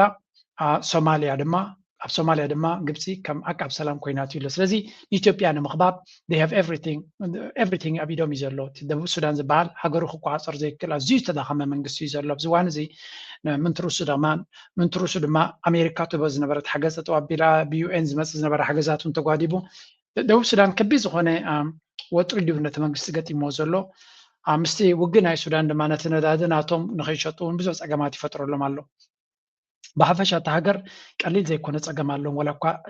ሕጂ ናይ ነዳዲ ፀገም ኣይሆፕ ዋጋ ናይ ነዳዲ ላዕሊ ከይዱ ስለ ዘሎ ገለ ረብሓታት ይረኽቡ ይህልው ኾኑ ግን ካንትሪ ብዓብዩ ዳርጋ ኣብ ትሕቲ ኢማራትን ወዲቓ ዘላ ሃገር እያ ካብ ኢትዮጵያ ንላዕሊ እውን ክበሃል ይኽእል እዩ ምክንያቱ ነቲ ነዳዲ ኣይዶነ ናይ ክንደይ ቢልዮን ምስ ኢማራት ተፈራሪሞም ዝብል ዘረባ ነይሩ ኣብ ገለ ፖይንት ኣብ ካልእ ግዜ ፈሎው ኣፕ ገይረ ከምፃልኩም እየ ስለምንታይ ነዚ ዘምፃልኩም ዘለኹ ቢካዝ there is this ሕጂ ድማ ሓንቲ ሪፖርት ቅድሚ ዝተወሰነ ዝወፀት ነይራ እሱ ድማ ከም ትሪእዎ ዘለኹም ኣልቡርሃን ንቱርክ ከይዱ ምስ ኤርዶዋን ተራኺቡ ከም ዘሎ now this is very important እዚኣ ኣገዳሲት ርክብ እያ መበል ቀዳማይ ግዜ ይኮነን ሜቢ ቅድሚ 4 ወርሒ 5 ወርሒ ከምኡ ኣገዳሲ ርክብ ገይሩ ነይሩ ካብቲ ርክብ ምስ ተመልሰ ብሩሃን ድማ ምስ ህዝቢ ክዛረብ ከሎ ኣብ ትሕቲ ኣምላኽን ናይ ቱርክ ደገፍን ንሃገርና ሓራ ከነውፃእ ኢና ዝብል ጭርሖ ኣብ ገለ ፖይንት ተዛሪቡ ነይሩ እንታይ ማለት እዩ ቱርኪ ክበሃል ከሎ ጌም ቼንጀር እዩ መብዛሕትኡ ግዜ ምስ መን ይሰርሕ ዘይገድስ ተቐንዲ ድሮናት ዘለዎስ እዩ ስለዚ ኣብዚ ጉዳይ እዚ ኣብ ጉዳይ ናይ ሱዳን ምናልባት ንሱዳን ቅድሚዚ ኩናት ትፈልጥዋ 2006 7 8 9 ትፈልጥዋ ድሕሪኡ እውን ቱርካውያን ክንምንታይ ኢንቨስትመንት ከም ዝነበሮም ኣብቲ ሃገር ትፈልጡ እዮም one of the biggest investor ኣብ ኢትዮጵያ እንትኾነ እቲ ዝዓበየ ድሕሪ ቻይና ዝዓበየ ኢንቨስተር ቱርኪ ዝበሃል ብዙሕ ኢንቨስትመንት እዩ ዘሎ ኣብ ኢትዮጵያ ስለዚ ኣብ ሱዳን ዓብይ ረብሓ ዝነበሮን ዓብ ክሳራ ዘጋጠመን ሃገር ተሎ ቱርክያ እዩ ሕጂ እውን እንትኾነ ብሱዳን ዕሙቕ ዝበለ ሽርክነት እዩ ዘለዎም ንሱዳን ነቲ ሰራዊት ሱዳን ነቲ ሃገር ንክቋፀራ ዓብ ሓገዝ ይገብረሉ ኣሎ ባት ኤቭሪ ታይም ቱርክ ክኣቱ ከሎ እስራኤል ድማ ብመንገዲ ኢማራት ገይሩ ብመንገዲ ኢትዮጵያ ገይሩ ነቲ ነገር ኮምፕሊኬት ክገብር ክፍትን እዩ ምክንያቱ ድሕሪ ኢራን መን እዮም ኢሎም ዘለዉ ቱርክያ ታቐንዲ መወዳድርትና ኢሎም ኣሎ ብፍላይ ድማ ኣብ ቀርኒ ኣፍሪካ ቱርክ ዝበሃል ክንቋፀሮ ክንክእል ኣለና ኢሉ ኣሎ እስራኤል ኩላቶም እዮም ከምኡ ዝብሉ ዘለዉ ዳርጋ ቀፃሊ ቪድዮታት ዝሰርሕሉ ብዛዕባኡ ስለዚ ቱርክ ንሱዳን ክትሕግዛ ምዃና ትሕግዛ ከም ዘላ እውን Sudan's Burhan hold talks with President Erdogan in Ankara. The chairman of Sudan's Foreign Council and Commander-in-Chief of the Armed Forces, Abdel Fattah al-Burhan, held unannounced talks with Turkish President Tayyip Erdogan in Ankara. Burhan arrived in Turkey early in the day, although his departure from the Sudan has not been publicly said. handበታዊ ዝኾነ ወይ እውን ሕቡእ ዝኾነ ርክብ ከም ዝተኻየደ እዮም ዝገልፁ ዘለዉ እዚ ድማ እንታይ ዘርእየካ ክንምንታይ ኣገዳሲነት ዘለዎ ኣብ ኩነታት ምዃኑ ቱርኪ ኣዝያ ኣገዳሲት እያ ንሱዳን ምክንያቱ ካብ ኩሎም ሃገራት ማለት በዓል ስዑድያ ገለመለ ስዑድያ ንኣብነት ገንዘብ ይክበካ ዝኽእል እምበር ብዙሕ ሓያል ወታደራዊ ዓቕሚ ክበካ ይክእል እዩ ቱርኪ ግን ሪሊ ክሕግዝ ዝኽእል እዩ ስለዚ ቱርክ ድማ ምስ ሱዳን ብቐጥታ ክሰርሕ ዝኽእል እዩ ክንብል ከለና ስለምንታይ ቱርክ እንታይ ደሊ መብዛሕትኡ ግዜ ቱርክ ፀጋታት የብሉን ኣለዎ እንዲ ግን ዝኣክል ኣይኮነን ኢንዳስትሪያል ሃገር እናኾነ ይመፅእ ስለ ዘሎ ልክዕ ከምቶም ዓበይቲ ሃገራት ናይ ብሓቂ ጥረ ነገራት ዘድልዮ እዩ ሱዳን ድማ ናይ ፀጋታት ሃገር እያ ምስ ሱዳንን ቱርክን ብዙሕ ዘተሓዞም ኣለዉ ሓደ ክልቲኦም እስላማውያን ሃገራት እዮም ኣብ እስልምና ድማ ዕሙቕ ዝበለ ተሽሙ ዘለዎም እዮም ስለዚ ብቐረባ ክረዳድኡ ዝኽእሉ እዮም ስለዚ እዚ ካብ መጀመርዮም ኣይኮነን ስለዚ ካብ ቀደም ዕሙቕ ዝበለ ሽርክነት ዝነበሮም እዮም እዚ ድማ ነቲ ዝግበር ዘሎ ኤርዶዋን ሕጂ ኣገዳሲ ሰብ እዩ ስለምንታይ ዶናልድ ትራምፕ ካብ ኩሎም መራሕቲ ዝፈትዎ ኤርዶዋን ሓደ ልዕሊ ኩሎም ኣይብለኩን ግን ኣዝዩ ዝፈትዎ ቀዳማይ እውን ኣመጉስዎ ተባሂሉ ቴንክ ዩ ፕሬዚደንት ኤርዶዋን ገለገለ ኢሉ ትዊት ገይሩ ነይሩ ዶናልድ ትራምፕ እንታይ ማለት እዩ ኤርዶዋን ምስ ዶናልድ ትራምፕ ፅቡቅ ዝኾነ ርክብ ዘለዎ እዩ ወላ እኳ እስራኤል ብዓይኒ ጥርጠራ ዝርእይዎ እንተሎ እዚ እንታይ ማለት እዩ ንሱዳን ዲፕሎማቲክሊ እውን ሓገዝ ገብረሎም ይኽእል ሚድያ ደረጃ እውን ዓበይቲ ሚድያታት ስለ ዘለዋ እቲ ሃገር ፅቡቅ ዝኾነ ሚድያዊ ካቨሬጅ ክትረክብ ትኽእል ዳርጋ ኣብዚ ግዜ ኩናት ናይ እንግሊሽ ሚድያ ንእሽተይ ኣቓልቦ ዝባ ዝነበረ እንተበልና እውን ናይ ቱርክ ሚድያታት እዩ بعد قطر قال ملي صحت يوم ولا قطر قرب كفر سيجبراني رينت قدايجن قطر الجزيرة نت حميت ونز دقف قبري sometimes كريو خلقو مونغو يتساعد نيرو ونياتو بإمارات كخصص بإسرائيل كخصصون سلازي ده سلاد فر موزلم برادر هود كيبلو سلاد فرت إمارات تاع الجزيرة انك غلو يفرلو يتميديات رياغا من إسرائيل قطع كونفرونت قبراي دلني فرلو بحفجام إذا تريوو زلوهم كن من تاي نغرات الكبابينا يكاير كم زلون كلهم زوم نغرات دما again it always falls back to the chart there يكم زناكوزا كارتا زيا كل زي ذكروا إرترا بخميز بولو هغرات تغبيبا كم زلام إتاب كبابينا زلو قداي ساكندي إنا تحلال خيخي كم زلون نابتنا يبلسقنا مريج أنسكر System self My people, yesterday on June 1st, Ethiopia held what may be the most controversial election in its modern history. Not because of who won, no. In fact, most people already knew who was going to win before a single ballot was cast. The real controversy is about who didn't vote. Because while more than 50 million Ethiopians were registered to go to the polls yesterday, entire regions of the country were missing from the election entirely. There was no voting in Tigray. Voting was disrupted across parts of Amhara and Oromia. And more than 100 polling stations actually never opened. حنتي كابتن أبزو قداي زدست بلتني أرس انتلا زيا هذا إزي من رجعنا بلتقنا أبزو حلفة فيديو ناتي زقبركو إنجنريل كالز بالي إثيوبياوي تنتان بوليتيكان تايل نيرو إزي من رجعزي ني نتتقاوموتات نبع الفانو نخالوت حدا قنيا كوني مغنياتو زي تدلي أغالبون دمتسن كبوس لزغلنا عبي نعنا كهاسينا إلى فرنيران ترى خايقن بلصقنا كسع كندي استبلاش وسرعات كم زغنن أبيك سع كندي معكم زلون زقالس من رجع يقينو قبل كله زياكم حج فيديو جيرانيرا بصدق قامت كبري ريا أنت عبا أكتيفيستيا وميديا بيرسوناليتيا نيتوبيا نقبل بحقنا جقننتن لوطن أفريقيا دمت مخانة زارميرا إذا عجزت قبل لنك أنا جن نما بزحتو نا أفريقيا نا ميديا بيرسوناليتي أتحساس بهم كم صغير جيروا سلنتاي بزح مثلا تعود صحفات كم عبيتي نا ميديا هاوس بالي إيكونوميست بالله فورين بوليس بالله الأتلانتيك كونسل بالله سي إن إن بالله بي بي سي بالله دوتشي فيرلي فرانس كلاتهم كم عبيتي ميديا تزبالو إذا مرجع زي فيك مخانو تخيل مرجع خمسة يكونن أبي أحمد دما نايس كام ساكت نمرعي ناشو مرجع أمبر تخيل مرجع يقبر كم زي اللي مهنياتو أرتقراي مرجع كادي يلن أبام حرا أبزع بوتا سب مرز يلن أبكالك فالنا إثيوبيا دما وجن ورا وجن سلسلة مرجع كادي يلن نبزبل نتي أبي أحمد زدوليو زنبري أفلوتون كبرن أبل أمرنا يدك سبات كركباي كالن إذا كوي نجن كالوت نتي أفلوتو يهبو يلون جناي بالكون أجيب لكم يلون أبنات أوروبا حبرت بلسقنا زجبر مرجع شاب أي مرجع إثيوبيا We welcome the holding of the Natistagabar Shab Aim Richana Federal Mangs Ethiopia. We commend Natistagabar Ari, Nightim Richa Board Zagabro, Nebe Zulu, Comedema election workers, blah blah below. We recognize Comedemanati, Taraniti, Hebrat Africani, Gardens Gabarona, Mazab Dema, recognize Tarabilna Lana below, and look forward to their report, Natanatom reports about the Makan Summit, Speed Nagabri below, and Tawahadagan, not Zulu, Boz one aflet or Yubolo, Zuan Balu, Nabi, it's a book credit Katulat Khali Hawala Qatim Richa, Kendementai, fake comes in a very skilless Habritatat, Biamanans Agavan Tagarabna, still at Amamatagan, again, the hands on a cover Yubo Zaloin and Rizalana.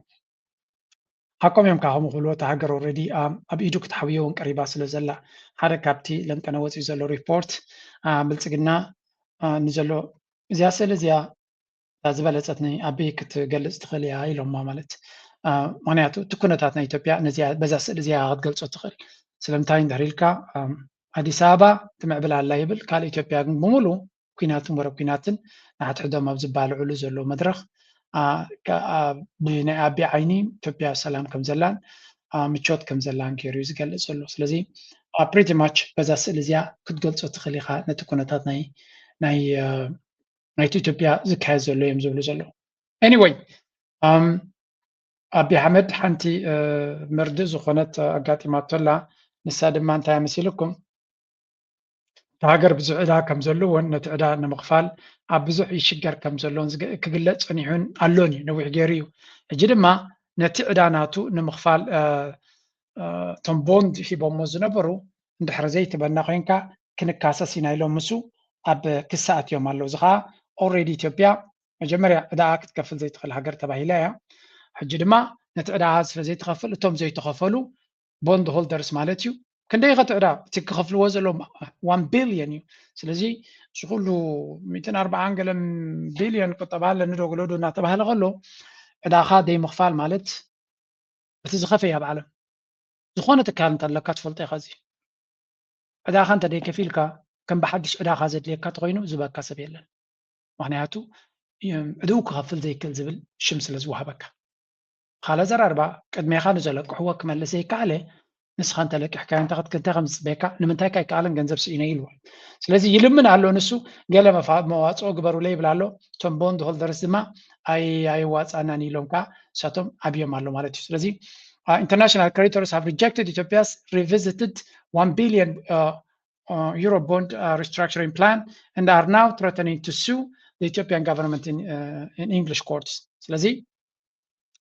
ad hoc committee of bondholders stated that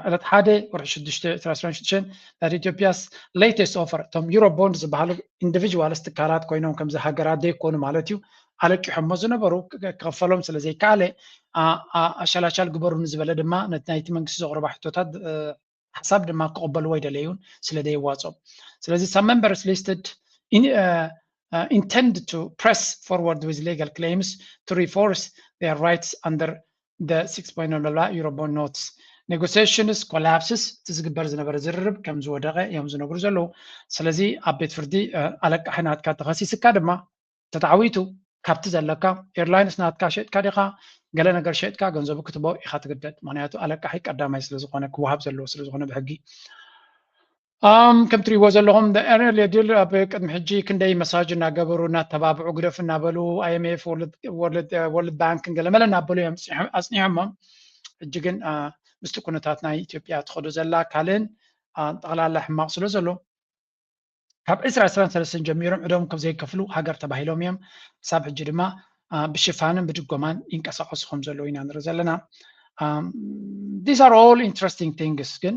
again ንዑ ንምሽፋን ግን ብዙሕ ነገር እዩ ዝግበረሉ ዘሎ Observation mission, Uhuru Kenyatta underscored the African Union's commitment to nurturing democracy across the continent. For Kenyatta, democracy is not merely a political system, but a principle the African Union seeks to uphold and strengthen. His presence in Addis Ababa signaled the weight the African Union attached to the Ethiopia's 7th general election, a moment of our citizens of the continent to freely and openly elect leaders of their choice. So consequently, a successful democratic process here will also have a resounding effect across the continent and send out the kind of message that we want to be coming out of Africa. At each stage, he provided updates to the public, affirming that polling stations opened on time and that voting was conducted. ከም ትሪእዎ ዘለኹም ፅቡቕን ክፉትን ምርጫ ከም ዝተኻየደ እዩ ዝምስክረሎም ዘሎ ስለዚ That's exactly what they did. Abiy Ahmed when Abiy ጽሕፈቱ ወሲዱ የቀኒየለይ ስለቲ ዝሃብካኒ ሽፋን ኢልዎ እዩ ተመሳጊኖም እዮም ስለዚ you know it's always a game ፀወታ እንድዩ ሕቐኸኒ ክሓከካ እዩ እቲ ጉዳዩ and ተቢሎም ሎሚ እሱ ሓግዝዎ ኣለዉ ፅባሕ ድማ ተገምጢሎም ንሳቶም ክሕግዝዎ እሱ ክሕግዞም እዩ ከመይ እታ ፖለቲካ ብዙሕ ነገር ብፍሉይነት ክጥቀስ ዝኽእል ኣይኮነን እናሃልኩም ኣብ ዝረኺቡ pleased to meet with Kenyan President blah blah. African institutions play a central role. Abjibu zallo marahti ta'azibomni ilu kinjahari ziftin zallo. But again, Abiy Ahmed degaf night establishment kam zallo ጽቡቕ ዝኾነ ንጹር ዝኾነ ኩነታት መፂና ኣሎ ከምዚ ኢሉ እናቐፀሉ ከሎ ኣብ ካልእ ድማ ኣብ ጉዳይ ናይ ፅምዶ ድማ again ተደጋጋሚ ኣገዳሲ ዝኾነ ሓበሬታታት ይወፃሉ ዓቢ ነዚ ፅምዶ ዝበሃል ኣመና ይፈርሖ ከም ዘሎን ከም ዓይኒ ሓደጋ ይርዮ ከም ዘሎን እዩ ዝንገር ዘሎ ነዚ ጉዳይ እዚ ድማ ብኩሉ መንገዲ ነዛ ሕጂ ዘላ ምርጫ ምስ ሰገረ እንታይ ኮን ይገብር ኸውን ንዝብል እስከ ገለገለ ዝብልዎ ዘሎ ንስማዕ ቀዳማይ ሚኒስትር ኢትዮጵያ አብይ አህመድ ኣብቲ ናይ ምርጫ ምርጥ ባዮች ከየትኛውም ወገን ይሁን ይህ ታላቅ ኃላፊነት ገብቷቸው ዝግጁ መሆናቸው ያሳስበኛል። እኔ በግሌ ያሳስበኛል። እስካሁን ከሰራሁት በላይ የዚህ ህዝብ ይሁንታ ባገኝና ብመረጥ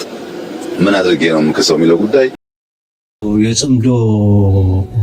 ውይይቶች እዚህ ፖርት ሱዳን ላይ ያደረግነው ብዙ የህብረተሰቡ ክፍል ያለበት ሁለት አንጋፋ የሆኑ አርዕስቶች ነው የተታዩት። አንደኛው አብዛኛው የመጡ ሰዎች ለወንድማችን ለሆነው የሱዳን ህዝብ ሶሊዳሪቲ ብሓፈሻ እዚ ኣብ ፅምዶ ኣብ ህድሞና ዘሎ ኮሚኒኬትኩም ራእይዎ እንታይ እዩ እዚ ናይ ፅምዶ ዝግበር ዘሎ ኣብ ፖርት ሱዳን ዝገበረ እዩ ዝገልፅ ዘሎ ፕሮፌሰር መሓመድ ሓሰን ጠጋጊምካ ምግናን ወይ እውን ምድግጋም ፀገም ከየምፅእ ሓደ ካብቶም ንፅምዶ ክመርሕ ኣነ ከም ግለሰብ ደስ ዝብለኒ ሰብ እንተሎ ፕሮፌሰር መሓመድ ሓሰን እዩ ኣብዚ ሕጂ ዘለዎ ዕድመ ድማ ብኩሉ መንገዲ ነቲ ከባቢ ነቲ ቀረን ኣፍሪቃስ ዝርድኦ ሰብ እንተሎ ሰብ እዚ እዩ ትምህርቱ ፖለቲካዊ ተመክሩ ተኣማንነቱ ከምኡ እንዳለ ኩሉ ነቲ ዞባቲ ጀንዊንሊ ከምኡ ዓይነት ስኮላርስ ተኣኪቦም ብዙሕ ፅቡቅ ነገር ክፈጥሩ ክእሉ እዮም ስለዚ በዓል ፕሮፌሰር መሓመድ ሓሰን ንውግእ መዳለዉ ክገብሩ ይክእሉን እዮም ኤርትራ ድማ ነቲ ፅምዶ ካብ መንግስቲ ኤርትራ ውፅያ ናብ ምሁራት ከተሰጋግሮ ምኻል ዓብ ስጉምቲ ነይሩ ጎኒ ጎኒ ናይቲ ዝግበር ዘሎ እውን ዳንኤል እውን ብግድዩ ነቲ ፅምዶ ንኤርትራ ንፅምዶ ክውክል ኢሉ ብዝተዋህቦ ተልእኮ መልእክቲ ብዝተዋህቦ ስልጣን ወይ እውን ሓላፍነት ነቲ ፅምዶ ናብ ኢንተርናሽናል ቦዲስ ክሰዶ ጀሚሩ ከም ዘሎ ናብ ኣፍሪካ ሕብረት ኣፍሪካ ናብ European Union ከምኡ ናብ UN as part of ongoing efforts to securing international recognition for ፅምዶ ሰላም ማለት እዩ information pockets have now been formally submitted to ሓበሬታ ናብ African Union በአዲስ አበባ European Union ናብ Brussels ከምኡ ድማ United Nations New York this marks another important step ስለዚ that this is why ከም በዓል ዳንኤል ዝኣመሰሉ ድማ ነቲ ፅምዶ ክርከብዎ ኣለዉ ኢልና ምክንያቱ ከምዚ ዓይነት ስራሕ ድማ ተወሳኺ ስራሕ ንዓለም ከተእምነሉ ትኽእል ብብቁዓት ሰባት ነቲ ሎቢ ክገብርዎ ዝኽእሉ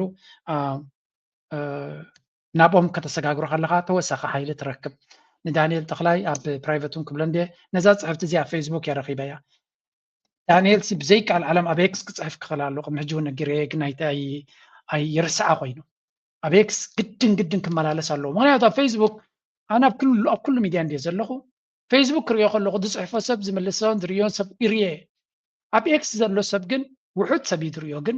ኣብ ኤክስ ዘለዉ ሰባት ንኣብነት ዋላ ብኤርትራ ደረጃ እንተሪእኻዮ ኣምባሳደራት ናይ ኤርትራ ክሪእዎ ክእሉ ፖለቲከኛታት ናይ ኤርትራ ክሪእዎ ክእሉ ፖለቲከኛታት ናይ ኢትዮጵያ ክሪእዎ ክእሉ ዓበይቲ ፖሊሲ ዝሰርሑ ጋዜጠኛታት ሚድያ ፐርሰናል ፀለውቲ ሰባት ኣብ ኤክስ እዮም ዘለዉ ስለዚ ብዙሕ ሰብ ኣይከታተለካን ብዙሕ ሪኣክሽን ኣይትረክብን ኢኻ ብኤክስ ክሪኦ ከለካ ኣነ ግን ፅልዋ ናይ ፖለቲካ ግናዊ ዘሎ ዳንኤል ዝኣመሰለ ካልኦቶም ኣብ ናይ ፖለቲካ ትፅሕፉ ሰባት ኣብ ፌስቡክ ትፅሕፉ ዘለዎም ፌስቡክ ነቶም ናትካ መሓዙትካ ደስ ክብለካ ክትገብሮ ትኽእል ኢኻ ሶሪ ናይ ፖለቲካ ፕላትፎርም ጌራ ይርዮን እያ ንኣብነት ኣብ ዩቱብ ቪድዮ ጌራ ኣነሲ ፖለቲከኛ ናይ ኣሜሪካ ክሪኦ ኢላ ይፅበን እየ ገለ ክፋል ናይቲ ቪድዮ ኣብ ኤክስ ተገይረየ ግን ፅልዋ ናቱ ዝለዓለ ምዃኑ ይርዳእኒ ስለዚ ኣብ ኤክስ ክፅሕፍ ንዳኒ ቻሌንጅ ይገብሮ ኣለኹ ኣይ ሆፕ ነዚኣ ኣይርስዓ ንኸውን this is also another good sign ነቲ ጉዳይ ንሪዮ ዘለና ማለት እዩ ፅምዶ ብቡቁዓት ሰባት ተታሒዙ ንቅድሚት ገፁ ይግስግስ ከም ዘሎ ኢና ንርኢ ዘለና እዚ ድማ ኣገዳሲ ኩነታት ንርኢ ኣለና ሓደ ካብቲ ኣብ ፅምዶ ዝበሃል ዘሎ ኩነታት ወይ እውን ኣብዚ ጉዳይ እዚ ነቲ ፅምዶ ናብ ካልእ ከም ዝሰግር ዘሎ ዝብልዎ ዘለዉ መክረየኩም ናተይ ርእቶ ድማ ብዛዕባ ቀሲ ኢለ ክበኩም እየ this is ሕጂ ኣብ ቅድሚ ዝተወሰነ ግዜ ዝረኣኹ ቪድዮ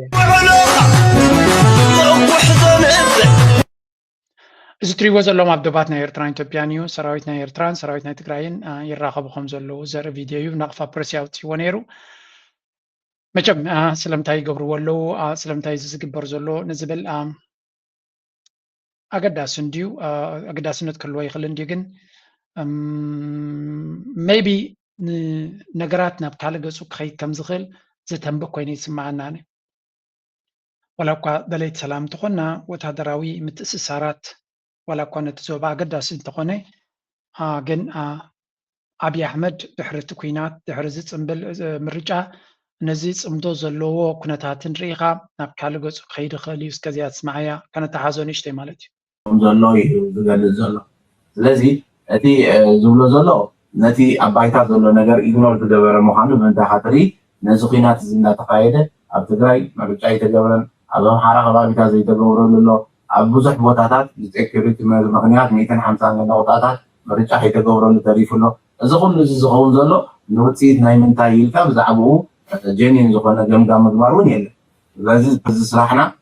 ደሊልና ዝነበርና ክኸውን ንኽእል እዩ ኣብ መንጎ መኻለፊ ኣብይ ኣሕመድ ዝቕፅል ዘሎ ዓመታት እንትርፎ ነገር ካልእ ፅቡቕ ከምፅእ ከም ዘይክእል እዮም ዝግምቱ ዘለዉ ኣሚን ደገርም እውን ኣይኮነን እዚ ከምዚ ኢሉ እናሃለዎ ከሎ ኣብቲ ስለምንታይ የምፃልኩም ኣለዎ ኩነታት ናይ ትግራይ ቀሊል ክኸውን ከም ዘይክእል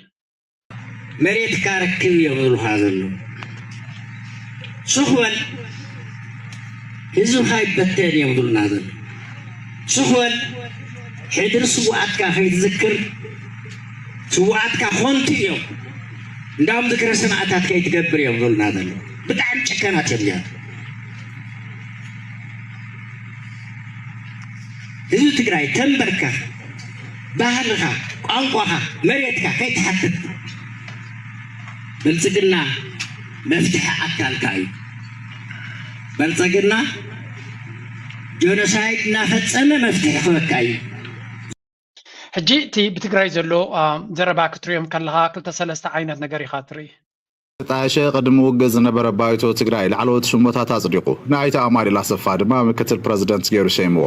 ብህዝባውያን ሓርነት ትግራይ ህወሓት ከም ብሓዱሽ ስርሑ ንክጅምር ዝተገብረ ቅድሚ ውግእ ዝነበረ ክልላዊ ባይቶ ትግራይ ናይቲ ኣማኒኤል ኣሰፋ ምክትል ፕረዚደንትን ሓላፊ ቢሮ ፍትሕን ገይሩ ምሻም ሓዊሱ ተኸታተልቲ ላዕለዎት ሽሞታት ኣጽዲቁ ኣሎ እዞም ሽሞታት ዝጸደቁ ብሄራዊ ክልላዊ መንግስቲ ትግራይ ተባሂሉ ዝፅዋዕ ባይቶ ኣብ ዘካየዶ ሻድሻይ ዘመን ራብዓይ ህፁፅ ኣኼባ እዩ እቲ ባይቶ ስርሑ ዝጀመረ ናይ ዝሓለፈ ስሩዕ ኣኼባ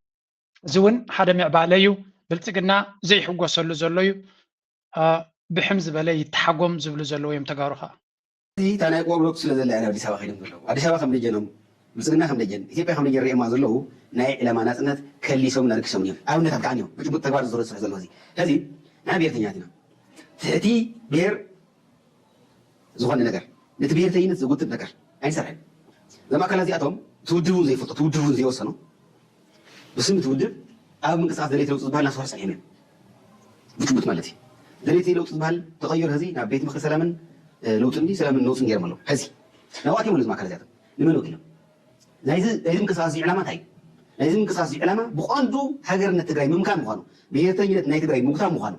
مخان مخانو بجلسي بتمرح بجنرال ساركانا بيلو ترى كم تيجرناي زم قصة عزيزي هذا كل اللي سمت حكونني أنصار ناس نتيم تطول ما ينزلنا أنصار ناس نتطوم زملاء بقصة نيو أنصار ناس نتطوم زملاء ناي بيت مخر اللوطن زبالي إثيوبياوي حيلي تغليهم له فازت صبوا مسؤول تحرك نعم حسب أتشكلني مخنياتو سماعي ونسك دناقر سلازي وني مالتي نافذي أخلص من وصل لهم حدا ناس نزي كارسي يزول أكارسي مس ناس ناي تقرأ يزقوا من قصص كما يجيروا أبالي خبود سوزي زرا حزب جورو زلوا لا يدحنش قصة زلوا تحاويهم ويكفيهم يكونوا زلوا أو خلينا بوليتيكا سرحلهم بوليتيكا يوسيبهم زبرنا وزي بوليتيكا قاعد تودبون زي وصلوا مالتي تودبون زي وصلوا أفتون قصص من له تأتي تقرأ يزقون إثيوبيا تأتي تقرأ يزقون سبب فينا وردا بوليتيكا يجيبوا እዝኒ ወዲ እዚ ናይ ሓደ ካብቶም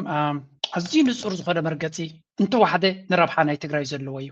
ስለዚ እቲ ኣብ መንጎ ትግራይ ዝነበረ ናይ ትግራይ ቀንዲ ፀገም ዝነበረ ኣብ መንጎትዮም ምስ ብልፅግና ኮይኖም ንረብሓ ትግራይ ዝቃለሱ ዝመስሉ ዝነበሩ ግን ሓንኮልቲ ዝነበሩን እቲ ናይ ትግራይ ረብሓ ቀዳምነት ሂቦም ዝነበሩን ዝኸዱ ዝነበሩን ኣብ መንጎም ዝነበረ ጋብ ገፊሑ እቲ ናይ ትግራይ ኣብ ትግራይ ኮፍ ኢሉ ጉዳይ ናይ ትግራይ ቀዳምነት ይገብር ኣሎ እቲ ምስ ብልፅግና ምስ ኣቢ ተመሻጢርካ ሕሸኒ ዝበለ ድማ ما من قد تسقم سلازة عزو حجي أب تقرأي نصور النتي متصارلو مرأي أنا أتو دما مسير تراس قبر زلو زمدنا ثاد ببزوح ملك عتاتي رألو حركة أبتي نحق النتو نقزيهم قد فينا أبزوون زبل وزلو سمع برقص آتي دي إسياسنا مقادة زقرمي بعد كذا خطر بسوليدي دي بعد كذا آتي أما قالني حدي أبدا ساعات في أنا جواك لنا as we speak right now إسياسي ذي المقالة عم خداتي نحر إسياساتي وبقى صلاتنا مقالة فريتنا لنا لازم زي حد شاي تكبر زي حقهم ديوم حسود ديو قال ملأ المهم أنا بس نفسي I don't see the point أبزو وانزي أكم زعينة volatility زلوير تراب كالن كلا نعم مغالي زات ولا present ساس أي رأينا نديو جن politica نكرنا أفريقيا جن I mean زي كال نجار يلا بحفش أكتر يلا جن this report at social media يزوروا I don't believe it. ንዓይ መስለንን እዩ ምክንያቱ ናይ ፕሬዚደንት ኢሳያስ ናብ መቐለ ምእታው ኣብዚ እዋን እዚ ኣገዳስነቱ ናይ ይረኣየንን እዩ እቲ ዝምድና ብዘይ ንሱ ፅቡቅ ይኸይድ ኣሎ ነቲ ዘሎ ኩነታት ከም ዘለዎ ፅቡቅ ዝምድናታት ምስ ኩሉ ይኸይድ ስለ ዘሎ ኤርትራ ናይ ፕሬዚደንት ኢሳያስ ንመቐለ ዘኽደሉ ምክንያት ኣይረኣየንን እዩ ግን ንዓይ ዘይረኣየኒ ብዙሕ ነገራት ስለ ዘሎ ንግዜ ክንገድፈይና ግን ኣገይን ከምዚኦም ዓይነት ሓበሬታታት ዘምፃልኩም ኣቐዲምና ነገራት እንታይ ይበሃል ኣሎ ወላ እውን ተወሓደ ፀላእቱ እንታይ ይብሉ ከም ዘለዉ ገምጋም ክንወስድ እውን ስለ ዘለና እዩ so this is also another ኣገዳሲ ሓበሬታ ኮይኑ ዝረኸብኮ እዩ ቀፂልና ሓንቲ ነገር ክበኩም እየ በዚኣ ገይረ እውን ኩድየ one of the best ዜና ዝረኣኽዋ እያ ሎሚ ሃገራዊት ጋንታ ኤርትራ ብብዝሒ ታለንት ዓቕላ ፀቢብዋ ከም ዘሎ ወኪል ናታ ያሬድ ተስፋይ ኣቶ ያሬድ ተስፋይ ገሊጹ ኣሎ ሓደሽቲ ታለንት ናብታ ክለብ ዝኣትዉ ዘለዉ ካብ ብዝሒ ዝተላዕለ እንታይ ከም ትገብር እታ ጋንታ ዓቕላ ፀቢብዋ ኣሎ ዝመስል ፅሑፋት ይፅሕፍ ኣሎ ናልኩም እዞም ክልተ ስታርስ ናብ ኤርትራ ናብ ኣስመራ ኣቕኒዖም ኣለዉ ትሬኒንግ ንክገብሩ ወርሒ 9 ኣቢሉ ቀዳማይ ፀወቶ ምስ ኬንያ ክህሉ ስለ ዝኽእል ንዑ ንምግባር ኣብኡ ከይዶም ከም ዘለዉ ንርኢ ኣለና but there is this report after report ኣነኒ ያሬድ እኳ ስራሕ እንዲበዚሕዎ ዘሎ ነዚ ናይ ሶሻል ሚድያ ካልእ ሰብ ሓጋዙ እንደዝገብር ፅቡቅ ነይሩ ወዲ 22 ዓመት ማቴዮ ሮሲ ዝበሃል ዝትሪእዎ ዘለኹም ካብ ጣልያናውን ኤርትራን ጣልያናውን ስድራ ቤታት ዝተወለደ ናብታ ክለብ ይፅምበር ናብታ ክለብ ክኣቱ ከም ዝኽእልን ኣዝዩ ኣገዳሲ ታለንት ዝኾነ መንእሰይ ምዃኑ ብዛዕባ ንውሕ ዝበለ ፅሒፍ ኣሎ ንኩለን መከረየኩም እዚ እቲ ውልዶ መንእሰይ ዝብሎ ዘሎ ናብ ሃገራዊት ጋንታ ክኣትዉ ዝኽእሉ ግን እዚኦም ጥራይ ኣይኮኑን ክብካብ ነይሩኒ ኣብዚ ካ ትሪእዎ ኣለኹም እዚ ኸ ኣብ ጆሴፍ ዝበሃል እዩ ኣብቲ ኣካዳሚና ኣያክስ ዝዓበየ እዩ ዓብይ መፅሓፍ ዝፅበየ ዘሎ ታለንት እዩ እዚ እውን ናብ ሃገራዊት ጋንታ ኤርትራ ንክፅምበር ሕራይሉ ኣሎ ሽሙ ሲምቦል ኦፍ ኤርትራን ኤክሰለንስ ኢሉ ኣውፂዎ ነይሩ ታክቲካል ስታፍ ገሊፅዎ ነይሩ ሽሙ እቲ ንኩሉ ከም በበልኩም ግዜ ስለ ዝሓትረኒ ዘሎ እዩ እንታይ ዝብል ግን ዘረባ ተዛሪቡ ነይሩ The technical staff of the Eritrean National Ertra Federation has a challenging task ahead as they prepare to select the best 25 players from a large pool of professionals. ኤርትራውያን ተፃወቲ ኣዝዮም ብዙሓት የጋጥሙና ስለ ዘለዉ ካብኣቶም ዝበለፁ 25 ተፃወቲ ክንወስድ ቀሊል ዘይኮነ ብድሆ እዩ ክገጥመና ዝኽእል እዩ ዝብል ዘሎ እንኳ በዝሑኹም ጥራይና ንብል ንሕና ብሓቂ እቲ ዝበለፀ ጥራይካ ክውሰድ ተዝኽእል ከዓ እዚ ሓደ ነገር እውን ክኸውን ይኽእል ስለዚ ኣብዚ እውን ካልእ እውን ኣሎ ናብ ካልእ ግዜ ከምፃልኩም ናይ ካልኦት ተፃወቲ እውን ከምኡ ስእልታት ገይሩ ነይሩ ናይ ብሓቂ ዝሕጎሳ ንክሪኦ ከለኹ ነዚ ሃገራዊት ጋንታና ኣብ ዝበለፀ ደረጃ በፂሓ ክንሪኣ ኢና ንደሊ and this is beautiful and amazing and ሓደ ካብቲ ንደልዮ እዛ ክለብ እዚኣ ኣብ ዝበለፀ ደረጃ በፂሓ ምስ ኣሰልጠንታ ይኹም ምስ ኩሉ ብቅዓታ ብሉፃት ተፃወቲ ሒዛ ኣብ ዝለዓለ ደረጃ ክንሪኣ እዩ ትሕልምና ማለት እዩ ከም ንሪኦ ዘለና ድማ ብዕቱብ ተታሒዙ ከም ዘሎ እቲ ነገር ንርኢ ኣለና ተስፋ ንገብር ናብ ፅቡቅ ገፅ ከይዱ ኣብ ሓያል ዝኾነ ምድብ እንዲበፂሕዎ ዘሎ ግን ሓያላት ተፃወቲ ስለ ዘለውና ኩሉ ክስገር ይኽእል እዩ ባህላይ ናይ ሎማ ርዕስ ኣብዚ ጉዳይ ላይክ ግበሩ ፕሊዝ ሸር ግበሩ ርኢቶኹም ግደፉ እናበልኩ ምዝያ ክገድፈኩም